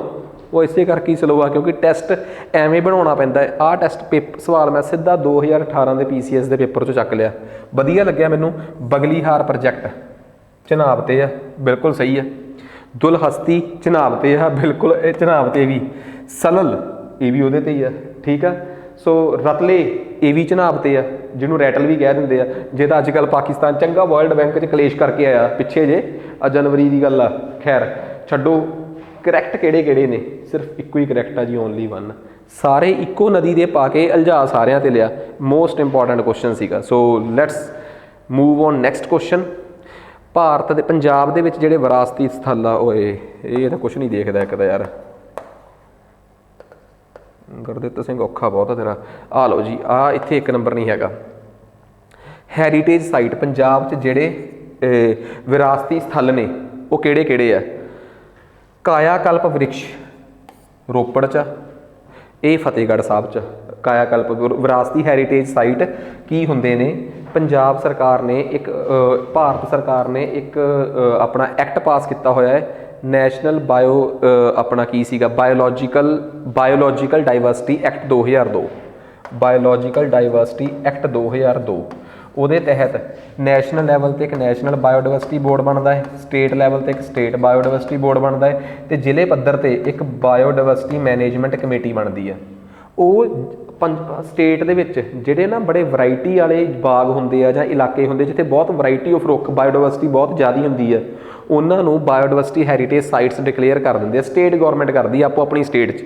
ਪੰਜਾਬ 'ਚ ਵੀ ਆਈ ਥਿੰਕ 15 ਕੁ ਨੇ, ਤੁਸੀਂ ਕਹੋਗੇ ਕਿਤਾਬ 'ਚ ਤਾਂ 5-6 ਹੀ ਲਿਖੀਆਂ, ਆਫੀਸ਼ੀਅਲ ਨੋਟੀਫਿਕੇਸ਼ਨ 14-15 ਹੈ। ਕਿੰਨੀਆਂ ਨੇ ਪੁੱਛਦੇ ਨਹੀਂ ਇਹ, ਪਰ ਉਹਨਾਂ 'ਚੋਂ ਇੰਪੋਰਟੈਂਟ ਪਤਾ ਹੋਣੀਆਂ ਚਾਹੀਦੀਆਂ। ਜਿਵੇਂ ਕਾਇਆ ਕਲਪ ਵ੍ਰਿਕਸ਼ ਫਤਿਹਗੜ੍ਹ ਸਾਹਿਬ 'ਚ, ਇਨਾਮੀ ਬਾਗ ਹੁਸ਼ਿਆਰਪੁਰ 'ਚ, ਬਹੁਤ ਮਸ਼ਹੂਰ ਅੰਬਾਂ ਦਾ ਬਾਗ। ਚਟਪਟ ਬਨੀ ਫੋਰੈਸਟ ਪਠਾਨਕੋਟ 'ਚ। ਆ ਵੀ ਗਲਤ ਕਰਾਤਾ ਮੈਂ। ਓਨਲੀ 3 ਇਜ਼ ਦੀ ਆਹ ਵਾਲਾ ਕਰੈਕਟ ਆਪਸ਼ਨ ਆ ਜੀ। ਇਹ ਤਾਂ ਰਟੇ ਹੋਣੇ ਚਾਹੀਦੇ ਆ। ਅਤੇ ਮੈਂ ਤੁਹਾਨੂੰ ਦੱਸਦਾ, ਪੰਜਾਬ ਦਾ ਪਹਿਲਾ ਕਾਇਆ ਕਲਪ ਵ੍ਰਿਕਸ਼ ਜਿਹੜਾ ਕਿ ਉੱਥੇ ਆ, ਮਤਲਬ ਕਿ ਫਤਿਹਗੜ੍ਹ ਸਾਹਿਬ ਆ, ਉਹ ਪੰਜਾਬ ਦਾ ਪਹਿਲਾ ਹੈਰੀਟੇਜ ਸਾਈਟ ਸੀਗਾ, ਬਾਇਓਡਾਇਵਰਸਿਟੀ ਹੈਰੀਟੇਜ ਸਾਈਟ। ਅਤੇ biodiversity heritage site state government declare ਕਰਦੀ ਆ, ਵਾਈਲਡ ਲਾਈਫ ਪ੍ਰੋਟੈਕਸ਼ਨ ਐਕਟ ਦੇ ਤਹਿਤ ਨਹੀਂ, ਬਾਇਓਲੋਜੀਕਲ ਡਾਈਵਰਸਿਟੀ ਐਕਟ 2002 ਦੇ ਤਹਿਤ। ਇਹ ਬਹੁਤ ਇੰਪੋਰਟੈਂਟ ਐਕਟ ਆ, ਅਤੇ ਮੈਂ ਵਾਈਲਡ ਲਾਈਫ ਵਾਲੀ ਲੈਕਚਰ ਦੀ YouTube 'ਤੇ ਵੀਡੀਓ ਵੀ ਪਾਈ ਆ, देखी दुखी नहीं किसी ने, क्योंकि लगता है कि शायद ये तो एवें जिदा कंटेंट आ, असली चीज़ां तो उही आ जो आम चल रही हैं। तो मैं मनदा भी हाँ कि वो आम पेपरां च आउंदियां है, पर जे पेपर ही खास देना है तो फिर आम चीज़ां पढ़ के तो मैनू नहीं लगता कि कोई हल बनूगा। ठीक है, सो 2 सही है, पहला गलत आ। उम्मीद करदा कि कॉन्सैप्ट समझ आ गया होगा। आ जाओ, पंजाब का अक्षांश जिहड़ा है 29 तो 32 आ। यार इत्थे नॉर्थ होना सी। लैटीट्यूड के यूनिट भी कभी ईस्ट होंदे आ ते लॉन्गीट्यूड के यूनिट वो होंदे आ ईस्ट। फिर ऑप्शन ही गलत कराए। पंजाब का टोटल एरिया 50,000 स्क्वेयर किलोमीटर आ, जिहदे करके ये इंडिया 19वें नंबर पर। बिल्कुल सही गल आ। फजलका जिला जिहड़ा है उत्थे किन्नू बहुत आ, ते उत्थों का क्लाइमेट मैਡੀਟੇਰੀਅਨ क्लाइमेट आ। तुसीं कहोगे ये गल किवें तुसीं ऐं ही बनाती। मैं हमेशा कहना हुन्ना कि पंजाब की जोग्राफी पढ़न लई पंजाब बोर्ड दीयां किताबां पढ़ो, साफ पता लगदा कि मैਡੀਟੇਰੀਅਨ टाइप क्लाइमेट आ फजलके जिले का, ते पंजाब बोर्ड की किताब च लिखी हुई है गल। सो सही ऑप्शन अपने आप किहड़ी बन जाती है अपने कोल? 2 and 3। 2 is the correct option. ये आ रहा जी, 2 is the correct option. Shivalik पहाड़ियाँ जिहड़ियां ने वो 3 हिस्सों च वंडियां होईयां कहंदे। एक हिस्सा, दूजा हिस्सा। एक हिस्सा पठानकोट दी शिवालिक्स ने, एक हिस्सा हुशियारपुर शिवालिक का है, एक रोपड़। बिल्कुल सरकारी किताब के मुताबिक डेफिनेशन पाई। नैना देवी जिहड़ा शिवालिक की हाईएस्ट रेंज आ, ਉਹਦੀ हाईएस्ट पीक 1750 मीटर की। बिल्कुल गलत। 1150 मीटर ते आ मंदिर जिहड़ा है नैना देवी वाला, वो इस रेंज से सब तो उपर ही आ। कंडी का इलाका जिहड़ा हुंदा है वो शिवालिक के नाल नाल चलदा है, ते इनू घाड़ ते चंगर भी कहंदे आ। बिल्कुल कहंदे आ। आनंदपुर के इलाके च इनू चंगर भी कहंदे आ, ते अगले पासे सरसा नदी कोल जाके इनू घाड़ भी कह दिंदे आ। बिल्कुल सरकारी शब्दावली वरत रहा मैं इत्थे जो पेपर च आउणी आ। कहंदे रावी नदी के जिहड़े वो बनते हैं अलूवियल प्लेन बनते हैं। रावी नदी के जिहड़े अलूवियल प्लेन बनते हैं, पहला सही, दूजा गलत, तीजा सही। रावी नदी के जिहड़े जलोड़ मिट्टी के प्लेन बनते हैं उन्होंने कहते नैली कहते हैं। जे मालवे च रहिंदे हो ना तो नैली पता किन्नू कहते हैं? जिहड़े घग्गर करके अलूवियल प्लेन बनते हैं, लोकल नाम आ मालवे का। आ गलत हो गया। ढाए ये कहते कि जिथों नदी अपना राह मोड़ती आ उहदे अगे जिहड़े मिट्टी इकट्ठी कर जाती है उन्होंने पंजाब च ढाई भी कहा जाता है। बिल्कुल सतलुज ते ब्यास नदी दे जिथों नदी लंघदी है उहदे नाल जिहड़ा मिट्टी के उच्चे उच्चे टिब्बे जे बने आ वो ढाए ने। शब्द पुछ लो जाके दुआबे वालियां कोल है कि नहीं, किहड़ी ऑप्शन सही आ? 1, 3 ते 5। पंजाब की जोग्राफी पढ़ाते हुए इन्ना जोर इसे करके लग गया सी, 6 लैक्चर बनाए उहदे ते पूरे थॉरोली डीपली। कारण क्योंकि हर चीज़ कवर करनी सी, ते इत्थों पता लगता है कि तुसी की करके आए सी उत्थे। नैक्सट अगले सवाल ते आ जाओ। पांधो दरिया जिहड़ा है ब्यास नदी ते है, जिहड़ा ब्यास दे पानी नूं चक के देहर प्रोजैक्ट चलाउंदा है बिल्कुल हिमाचल च, ते फिर ये बचिया होया पानी सतलुज च जांदा है। इस तो वध जानकारी की हो सकती? बिल्कुल सही गल आ, कुछ भी गलत नहीं। महाराणा प्रताप डैम ये मगर बनया होया, वो गलत है। ये तो पौंग डैम ते बनया महाराणा प्रताप। इनफॉर्मेशन गलत करती ना। तीसरी चिट्टी मेई ब्यास की ट्रिब्यूटरी आ, ना काली बेई यदी ट्रिब्यूटरी आ। चिट्टी बेई ते सौन तो सतलुज दियां ट्रिब्यूटरीज ने, मैं पढ़ाया होया है। तो यही तो इंपॉर्टेंट गल है जी आपां नूं लगदी है कि सानू बाकियां तो अड्ड कर सकती है। पुछया कि नॉट करैक्ट 2 एंड 3, सिर्फ पहला ही सही सी। नॉट करैक्ट पुछया सी, option 2 is the correct option. आ गए जी अगले सवाल ते। मैं दस्सिया सी 21 तो लैके 30 तक वर्ल्ड जोग्राफी पाऊँगा, 31 तो लैके 50 तक फिर इंडियन जोग्राफी। 3 सबजैक्टां का टैसट सी। 30 सवाल इंडियन जोग्राफी के, 10 पंजाब के, 10 वर्ल्ड के। पंजाब के 10 जोग्राफी के सवालों ने तसल्ली कराती सारे का सारा पंजाब जे तुसी दोबारा उत्थे जाओगे तो कवर हो जाऊगा। कहते वो स्ट्रेट दसो जी ब्लैक सी नूं मरमरा नाल जोड़दी है। ब्लैक सी नूं मरमरा नाल, इधरले पासे ब्लैक सी आ, इत्थे छोटा जिहा सी आ मरमरा, इत्थे मैਡੀਟੇਰੀਅਨ सी आ ब्लैक सी इत्थों एजीयन सी। और किहड़े नाल सुनिया होया परले पासे किहड़ा सी आ? दसो मैनू यार किहड़ा है? करच दी स्ट्रेट दे नाल सी ऑफ अजोव आ किहड़ा है? इत्थे हैगी आ करच स्ट्रेट, इत्थे आ बॉसफोरस स्ट्रेट, ठीक है। इत्थे आ दरदेनलीज स्ट्रेट। हुण जे पुछे कि मैਡੀਟੇਰੀਅਨ का जिहड़ा इधरला हिस्सा इहदा नाम की, मैं कहूँगा एजीयन सी इज़ अ पार्ट ऑफ मैਡੀਟੇਰੀਅਨ। कोई एजीयन ते मरमरा जां मैਡੀਟੇਰੀਅਨ ते मरमरा दे विच पुछ ले तो दरदेनलीज, मरमरा ते ब्लैक दे विच पुछ ले तो किहड़ी आ? दस ही दित्ती है मैं तुहानूं, बॉसफोरस। इस तो अगे आ किहड़ा सी आ? ब्लैक सी दे परले पासे अजोव आ कि किहड़ा है? मेरे दिमाग चों भुल गई। क्रीमिया दे थल्ले इत्थे हैगी करच स्ट्रेट। ਜਿਹਨੂੰ ਜਿੱਥੇ ਪੁਲ ਵੀ ਬਣਿਆ ਸੀ ਤੇ ਯੂਕਰੇਨ ਰਸ਼ੀਆ ਦੀ ਲੜਾਈ 'ਚ ਟੁੱਟ ਵੀ ਗਿਆ, ਸੁਣਿਆ ਅੱਜ ਕੱਲ੍ਹ ਖਬਰਾਂ 'ਚ ਆ ਏਰੀਆ। ਆ ਜਾਓ, ਇਹਦਾ ਸਵਾਲ ਦਾ ਜਵਾਬ ਤਾਂ ਦੇ ਹੀ ਦਿੱਤਾ ਮੈਂ ਤੁਹਾਨੂੰ, ਬੋਸਫੋਰਸ। ਬਾਕੀ ਸਟ੍ਰੇਟ ਬਬਲੇ ਮਨਦੀਪ, ਓਏ ਵਰਲਡ ਜੋਗਰਾਫੀ ਵਾਲਾ ਮੇਰਾ ਲੈਕਚਰ ਲਾ ਲਿਓ, ਸਟ੍ਰੇਟਸ 'ਤੇ ਸਪੈਸ਼ਲ ਲੈਕਚਰ ਆ। ਪੰਜਾਬੀ 'ਚ ਇਹਨੂੰ ਕੀ ਕਹਿੰਦੇ ਆ? ਜਲ ਮਾਰਗ ਡਮਰੂ, ਤੇ ਇਸਥਮਸ ਨੂੰ ਥਲ ਮਾਰਗ ਡਮਰੂ। ਆ ਜਾਓ ਅੱਗੇ। ਕਹਿੰਦੇ ਬੁਚਾਰੈਸਟ 9, ਇਹ ਉਹ 9 ਦੇਸ਼ ਨੇ ਜਿਹੜੇ ਯੂਰਪ ਦੇ ਵਿੱਚ, ਉਹ ਨਾਟੋ ਕੰਟਰੀਜ਼ ਨੇ। ਨਾਟੋ ਕੰਟਰੀਜ਼ ਉਹ ਨੇ ਜਿਹੜੇ ਨਾਰਥ ਅਟਲਾਂਟਿਕ ਟ੍ਰੀਟੀ ਆਰਗੇਨਾਈਜੇਸ਼ਨ ਦੇ ਮੈਂਬਰ ਨੇ, ਜਿਹੜੇ ਅਮਰੀਕਾ ਦੇ ਚੇਲੇ ਨੇ, ਜਿਹੜੇ ਅਮਰੀਕਾ ਦੀ ਸੁਰੱਖਿਆ ਭਾਲਦੇ ਆ, ਰਸ਼ੀਆ ਤੋਂ ਡਰਦੇ ਬਾਹਰ। ਇਹ ਨਾਟੋ ਦੇ ਕਿਹੜੇ ਮੈਂਬਰ? 9 ਮੈਂਬਰ ਨੇ, ਜਿਹੜੇ ਨਾਟੋ ਦੇ ਉਹ ਮੈਂਬਰ ਨੇ ਜਿਹੜੇ ਕਿਸੇ ਟਾਈਮ USSR ਦਾ ਹਿੱਸਾ ਸੀ ਤੇ ਉਹਦੇ ਪ੍ਰਭਾਵ 'ਚੋਂ ਨਿਕਲ ਕੇ ਅੱਜ ਉਹ ਅਮਰੀਕਾ ਦੇ ਚੇਲੇ ਬਣ ਗਏ।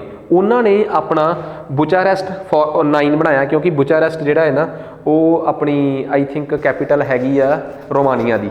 ਸੋ ਰੋਮਾਨੀਆ ਇੱਕ ਮੈਂਬਰ ਇਹਦਾ, ਹੰਗਰੀ ਮੈਂਬਰ ਆ, ਪੋਲੈਂਡ ਮੈਂਬਰ ਆ, ਇਸਟੋਨੀਆ, ਲੈਟਵੀਆ, ਲਿਥੂਏਨੀਆ ਮੈਂਬਰ ਨੇ। ਐਵੇਂ 9 ਦੇਸ਼ ਇਹਦੇ ਮੈਂਬਰ ਆ। ਈਸਟਰਨ ਯੂਰਪ ਦੇ, ਯੂਰਪ ਦਾ ਜਿਹੜਾ ਪੂਰਬੀ ਯੂਰਪ ਆ ਨਾ, ਉਹਦੇ ਦੇਸ਼ ਇਹਦੇ ਮੈਂਬਰ ਆ। ਆਹ 9 ਦੇਸ਼, ਇੱਕ ਇਹਦਾ ਚੈੱਕ ਸਲੋਵਾਕੀਆ ਤੇ ਚੈੱਕ ਰਿਪਬਲਿਕ, ਇੱਕ ਸਲੋਵਾਕੀਆ, ਉਹ ਵੀ ਇਹਦੇ ਮੈਂਬਰ ਨੇ। ਮੈਨੂੰ ਲੱਗਦਾ ਇੱਕ ਅੱਧਾ ਬਚਿਆ ਹੋਣਾ, ਉਹ ਤੁਸੀਂ ਆਪ ਲੱਭ ਲਓ। ਪੋਲੈਂਡ ਹੋ ਗਿਆ, ਹੰਗਰੀ ਹੋ ਗਿਆ, ਆ ਵੀ ਨਹੀਂ, ਚੈੱਕ ਸਲੋਵਾਕੀਆ, ਚੈੱਕ ਹੋ ਗਿਆ, ਸਲੋਵਾਕੀਆ ਹੋ ਗਿਆ, ਰੋਮਾਨੀਆ ਹੋ ਗਿਆ, ਰੱਬ ਤੁਹਾਡਾ ਭਲਾ ਕਰੇ, ਇਸਟੋਨੀਆ, ਲੈਟਵੀਆ, ਲਿਥੂਏਨੀਆ ਹੋ ਗਿਆ, ਠੀਕ ਆ, ਹੋਰ ਕਰੋਸ਼ੀਆ ਹੋ ਗਿਆ। ਬਹੁਤ ਇੰਨੇ ਕਿ ਮੈਨੂੰ ਲੱਗਦਾ ਮੈਂ 9 ਤੋਂ ਵੱਧ ਨਾ ਟਪਾ ਦਾਂ। ਸੋ ਆਨਸਰ ਸਹੀ ਹੋ ਗਿਆ 3 ਤੇ 4। ਇਹ ਬੜੀ ਵਧੀਆ ਟਰਮ ਆ ਬੁਚਾਰੈਸਟ 9। ਕਿ ਇਹ ਕੀ ਚੀਜ਼ ਆ? ਨੈਟੋ ਦੇ ਉਹ ਮੈਂਬਰ, ਨੈਟੋ 'ਚ ਤਾਂ ਸਾਰਾ ਯੂਰਪ ਹੀ ਆ ਆਲਮੋਸਟ, ਹੁਣ ਨੈਟੋ ਦੇ ਚੇਲੇ ਬਣੀ ਬੈਠੇ ਆ। ਨੈਟੋ ਬਾਰੇ ਤੁਸੀਂ ਕਹੋਗੇ ਸਰ ਜੋਗਰਾਫੀ ਦਾ ਪਾਰਟ ਸੀ, ਕਰਾਤਾ, ਚਲੋ ਯਾਰ ਉਹ ਅੱਡ ਗੱਲ ਆ, ਠੀਕ ਆ, ਪਰ ਕਰੰਟ ਅਫੇਅਰਸ 'ਚ ਵੀ ਆਊਗਾ ਕਦੀ, ਤਾਂ ਕਿ ਜ਼ਰੂਰੀ ਥੋੜ੍ਹਾ ਕਿ ਮੈਂ ਜੋਗਰਾਫੀ 'ਚ ਜੋਗਰਾਫੀ ਪਾਊਂਗਾ, ਕਰੰਟ ਨਾਲ ਰਿਲੇਟਡ ਜੋਗਰਾਫੀ ਵੀ ਪਾਊਂਗਾ, ਇਹ ਮੇਰੀ ਮਰਜ਼ੀ ਆ। ਕਹਿੰਦੇ ਕੁਛ ਜਿਹੜੀਆਂ ਸਥਾਨਕ ਹਵਾਵਾਂ ਨੇ, ਸਥਾਨਕ ਪਾਉਣਾ, ਸਿਰੋਕੋ, ਫੋਹਨ, ਮਿਸਟਰਾਲ, ਚਨੂਕ, ਇਹਨਾਂ 'ਚੋਂ ਕਿਹੜੀਆਂ ਨੇ ਜਿਹੜੀਆਂ ਟੈਂਪਰੇਟ ਨੇ? ਜੇ ਮੈਂ ਗੱਲ ਕਰਾਂ ਇਹਦੀ, ਚਨੂਕ ਦੀ, ਫੋਹਨ ਦੀ, ਇਹ ਤਾਂ ਬਿਲਕੁਲ ਟਰੋਪੀਕਲ ਹਵਾਵਾਂ ਨੇ। ਸੌਰੀ, ਆਪਣੀਆਂ ਇਹ ਹੈਗੀਆਂ ਆਪਣੇ ਕੋਲ ਸਿਰੋਕੋ, ਮਿਸਤਰਾਲ। ਸਿਰੋਕੋ ਤੇ ਮਿਸਤਰਾਲ ਯੂਰਪ ਦੇ ਤੇ ਅਫਰੀਕਾ ਦੀਆਂ ਉਹ ਹਵਾਵਾਂ ਨੇ ਜਿਹੜੀਆਂ ਟਰੋਪਿਕ ਆਫ ਕੈਂਸਰ ਦੇ ਨੇੜੇ, ਉਹਦੀਆਂ ਉਹਦੇ ਨੇੜੇ ਚੱਲਦੀਆਂ, ਮਤਲਬ ਟਰੋਪੀਕਲ ਇਲਾਕੇ 'ਚ। ਜਿਹੜੀ ਚਨੂਕ ਤੇ ਫੋਹਨ ਜਿਹੜੀ ਆ ਇਹ ਯੂਰਪ ਦੇ ਉੱਪਰਲੇ ਪਾਸੇ ਚੱਲਦੀ ਹਵਾ ਹੈ। ਸੋ ਇਹ ਹਵਾ ਟੈਂਪਰੇਟ ਇਲਾਕੇ 'ਚ ਆ, ਮਤਲਬ ਘੱਟ ਗਰਮੀ ਵਾਲੇ ਇਲਾਕੇ 'ਚ, ਟੈਂਪਰੇਟ ਇਲਾਕੇ 'ਚ। ਤੇ ਚਨੂਕ ਵੀ ਇੱਕ ਟੈਂਪਰੇਟ ਇਲਾਕੇ ਦੀ, ਨਾਰਥ ਅਮਰੀਕਾ ਦੀ ਹਵਾ ਆ, ਜਿਹੜੀ ਕਿ ਰੌਕੀ ਮਾਊਂਟੇਨਸ ਦੇ ਲੀਵਰਡ ਸਾਈਡ ਚੱਲਦੀ ਹੈ, ਜਿੱਧਰ ਘੱਟ ਮੀਂਹ ਪੈਂਦਾ ਹੈ। ਤੇ ਇਹ ਸਨੋ ਈਟਰ ਵੀ ਆ, ਬਰਫ਼ ਖਾਣੀ ਹਵਾ ਜਿਹਨੂੰ ਆਪਾਂ ਕਹਿ ਦਿੰਦੇ ਹਾਂ। ਸੋ ਇਹ ਦੋਵੇਂ ਹਵਾਵਾਂ ਜਿਹੜੀਆਂ ਨੇ ਇਹ ਦਰਮਿਆਨੀ ਗਰਮੀ ਯਾਨੀ ਕਿ ਟੈਂਪਰੇਟ ਇਲਾਕੇ 'ਚ ਚੱਲਦੀਆਂ। ਸੋ ਇੱਕ ਗੱਲ ਯਾਦ ਰੱਖਿਓ, ਲੋਕਲ ਵਿੰਡਸ ਨੂੰ ਲੈ ਕੇ ਤਾਂ ਸਿੱਧਾ ਸਵਾਲ ਆਉਂਦਾ ਹੈ। ਮੈਂਗੋ ਸ਼ਾਵਰ, ਬਲਾਸਮ ਸ਼ਾਵਰਸ, ਲੋ, ਠੀਕ ਆ, ਕਾਲੀ ਵਿਸਾਖੀ, ਠੀਕ ਆ, ਆਂਦੀ, ਇਹ ਇੰਡੀਆ ਦੀਆਂ ਲੋਕਲ ਹਵਾਵਾਂ ਨੇ। ਆ ਸਾਰੀਆਂ ਵਰਲਡ ਦੀਆਂ ਲੋਕਲ ਹਵਾਵਾਂ ਨੇ। ਇਹਨਾਂ ਬਾਰੇ ਇੱਕ ਸਵਾਲ ਕੀ, ਕਿਹੜੇ ਕੰਟੀਨੈਂਟ ਦੀ ਆ, ਕਿਹੜੇ ਮਹਾਂਦੀਪ ਦੀ ਆ। ਦੂਜਾ ਸਵਾਲ ਕਿਹੜੇ ਸਮੁੰਦਰ 'ਚੋਂ ਸ਼ੁਰੂ ਹੋਈ ਆ। ਤੀਜਾ ਸਵਾਲ ਕਿ ਇਹ ਗਰਮ ਹਵਾ ਹੈ ਕਿ ਠੰਡੀ। ਚੌਥਾ ਸਵਾਲ, ਇਹ ਤਾਂ ਭਾਵੇਂ ਛੋਟੇ ਤੋਂ ਮੋਟਾ ਪੇਪਰ ਦੇਣ ਚੱਲ ਜਾਓ, ਉੱਥੇ ਵੀ ਜਲੂਸ ਕੱਢਣ ਨੂੰ ਫਿਰਦੀਆਂ। ਸੋ ਇਹਨੂੰ ਪਲੀਜ਼ ਚੰਗੀ ਤਰ੍ਹਾਂ ਕਰੋ। ਅੱਗੇ ਆ ਗਏ ਦੁਨੀਆ ਦੇ ਮਾਊਂਟੇਨਸ ਤੇ ਉਹਨਾਂ ਦੀਆਂ ਹਾਈਐਸਟ ਪੀਕ। ਜਿਵੇਂ ਤੁਹਾਨੂੰ ਪਤਾ ਹੈ ਕਿ ਐਟਲਸ ਦੀ ਹਾਈਐਸਟ ਪੀਕ, ਐਟਲਸ ਹੈਗਾ ਜੀ ਅਫਰੀਕਾ ਦਾ ਵੈਸਟਰਨ ਪਾਸੇ ਬੜਾ ਮਸ਼ਹੂਰ ਮਾਊਂਟੇਨ ਦੀ ਸਭ ਤੋਂ ਹਾਈਐਸਟ ਪੀਕ ਆ ਟੋਬਕਲ। ਐਲਪਸ ਦੀ ਹਾਈਐਸਟ ਪੀਕ, ਐਲਪ ਹੈਗਾ ਹੈ ਜੀ ਆਪਣਾ ਉਹਦੇ 'ਚ, ਰੱਬ ਥੋੜਾ ਭਲਾ ਕਰੇ, ਯੂਰਪ ਦੇ ਵਿੱਚ। ਉਹਦੀ ਹਾਈਐਸਟ ਪੀਕ ਹੈਗੀ ਆ ਜੀ ਮਾਊਂਟ ਬਲੈਂਕ। ਤੇ ਮਾਊਂਟ ਐਲਬਰਸ ਯੂਰਪ ਦੀ ਹਾਈਐਸਟ ਪੀਕ ਆ। ਯਾਰ ਯੂਰਪ ਦੀ ਹਾਈਐਸਟ ਪੀਕ ਤਾਂ ਮਾਊਂਟ ਬਲੈਂਕ ਆ, ਉਹ ਨਹੀਂ, ਉਹ ਐਲਪਸ ਦੀ ਆ। ਇਹਦੇ 'ਚ ਇੱਕ ਹੋਰ ਪਹਾੜ ਵੀ ਤਾਂ ਹੈਗਾ ਹੈ ਆਪਣਾ, ਕੀ ਨਾਂ ਉਹਦਾ, ਰਸ਼ੀਆ, ਉਹਦੇ 'ਚ ਅਫਰੀਕਾ 'ਚ, ਉਹ ਯੂਰਪ 'ਚ, ਦੈਟ ਇਜ਼ ਕਾਕਸਸ। ਇਹ ਪਹਾੜ ਵੀ ਰਸ਼ੀਆ ਦੇ ਵਿੱਚ ਨੇ, ਪਰ ਇਹ ਮਾਊਂਟ ਉਹਦੇ 'ਚ ਆ ਜਾਂਦੇ ਆ, ਯੂਰਪ ਵਾਲੇ ਪਾਸੇ ਆ ਜਾਂਦੇ ਆ। ਇੱਥੋਂ ਦੀ ਹਾਈਐਸਟ ਪੀਕ ਆ ਐਲਬਰਸ। ਇਹ ਕਾਕਸਸ ਦੀ ਵੀ ਹਾਈਐਸਟ ਪੀਕ ਆ ਤੇ ਯੂਰਪ ਦੀ ਵੀ ਹਾਈਐਸਟ ਪੀਕ ਆ, ਪਰ ਐਲਪਸ ਦੀ ਹਾਈਐਸਟ ਪੀਕ ਮਾਊਂਟ ਬਲੈਂਕ ਆ, ਠੀਕ ਆ। ਐਂਡੀਜ਼ ਦੀ ਹਾਈਐਸਟ ਪੀਕ ਕਿਹੜੀ ਆ? That is ਐਕਨਕੈਗੁਆ। ਐਂਡੀਜ਼ ਜਿਹੜੇ ਨੇ ਉਹ ਸਾਊਥ ਅਮਰੀਕਾ ਦੇ ਦੁਨੀਆ ਦੀ ਸਭ ਤੋਂ ਲੰਮੀ ਮਾਊਂਟੇਨ ਰੇਂਜ ਆ, ਚਿਲੀ ਵਾਲੇ ਪਾਸੇ, ਇਹਦੀ ਹਾਈਐਸਟ ਪੀਕ ਹੈ, ਠੀਕ ਆ। ਐਂਡੀਜ਼ ਦੇ ਵਿੱਚ ਹੀ ਦੁਨੀਆ ਦਾ ਸਭ ਤੋਂ ਹਾਈਐਸਟ ਵੋਲਕੈਨੋ ਔਜਸ ਡੈਲ ਸਲੈਡੋ ਆ। ਸੋ ਜੇ ਮੈਂ ਕੋਈ ਪੁੱਛਾਂ ਕਿ ਮੈਨੂੰ ਕੋਈ ਇਹ ਪੁੱਛੇ ਕਿ ਸਹੀ ਕਿਹੜਾ ਮੈਚ ਆ, ਮੈਨੂੰ ਲੱਗਦਾ ਕਿ ਪਹਿਲਾਂ ਹੀ ਸਹੀ ਮੈਚ ਹੋਇਆ, ਪਹਿਲਾ ਹੀ ਸਹੀ ਮੈਚ ਹੋਇਆ, ਹੋਰ ਤਾਂ ਕੋਈ ਸਹੀ ਮੈਚ ਹੋਇਆ ਹੀ ਨਹੀਂ।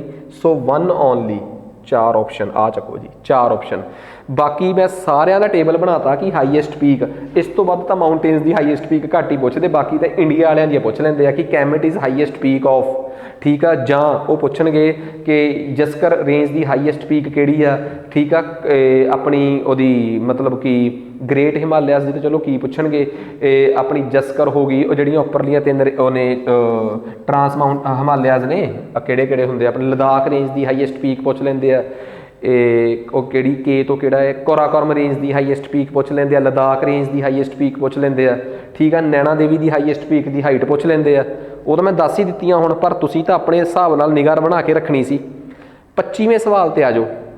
ਕਹਿੰਦੇ ਜੀ ਪਲੇਸ ਇਨ ਨਿਊਜ਼, 3 ਉਹ ਨੇ, ਲੇਕ ਉਰਮੀਆ ਈਰਾਨ ਦੀ ਸਭ ਤੋਂ ਵੱਡੀ ਲੇਕ ਆ, ਸਭ ਤੋਂ ਵੱਡੀ ਖਾਰੇ ਪਾਣੀ ਦੀ ਲੇਕ ਆ ਉਹਦੇ 'ਚ ਇਨਲੈਂਡ, ਠੀਕ ਆ, ਅੱਜ ਕੱਲ੍ਹ ਸ਼ਰਿੰਕ ਹੋ ਰਹੀ ਆ ਤੇ ਖਬਰਾਂ 'ਚ ਆ, ਠੀਕ ਆ।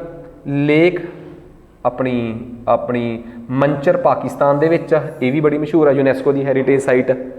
ਉਸ ਤੋਂ ਬਾਅਦ ਲੇਕ ਮਨਸਬਲ, ਇਹ ਜੰਮੂ ਕਸ਼ਮੀਰ 'ਚ, ਇੱਥੇ ਟੈਰਰਿਸਟ ਐਕਟੀਵਿਟੀਜ਼ ਕਾਫੀ ਦੇਖੀਆਂ ਗਈਆਂ, ਇਹ ਗਲਤ ਆ ਜੀ। ਮੰਚਰ ਵੀ ਖਬਰਾਂ 'ਚ ਸੀ, ਮਨਸਬਲ ਵੀ ਖਬਰਾਂ 'ਚ ਆ, ਉਰਮੀਆਂ ਵੀ ਖਬਰਾਂ 'ਚ ਸੀ, ਤਿੰਨੇ ਖਬਰਾਂ 'ਚ ਹੋਣ ਕਰਕੇ ਪਾਈਆਂ ਗਈਆਂ 1 ਐਂਡ 3। ਸੋ ਇਸ ਚੀਜ਼ 'ਤੇ ਜ਼ਰੂਰ ਨਿਗਾਹ ਬਣਾ ਕੇ ਰੱਖੋ, ਠੀਕ ਆ। ਸੋ ਜੇ ਤੁਸੀਂ ਇਸ ਵੀਡੀਓ ਨੂੰ ਕਿਸੇ ਤੱਕ ਸ਼ੇਅਰ ਕਰਨਾ ਚਾਹੁੰਦੇ ਹੋ ਤਾਂ ਫਿਲਹਾਲ ਮੈਂ ਤੁਹਾਨੂੰ ਦੱਸਦਾ, ਮਾਸਟਰ ਕਲਾਸਿਸ ਪਟਿਆਲਾ ਦੀ ਆ ਐਪ ਆ, ਐਂਡਰੋਇਡ 'ਤੇ ਮਾਸਟਰ ਕਲਾਸਿਸ ਪਟਿਆਲਾ, ਆਈਫੋਨ 'ਤੇ my institute with ORG code MVWOG। ਮੇਰਾ ਆਪਣਾ ਨੰਬਰ WhatsApp ਕਰਕੇ ਤੁਸੀਂ ਜਾਣਕਾਰੀ ਲਓ।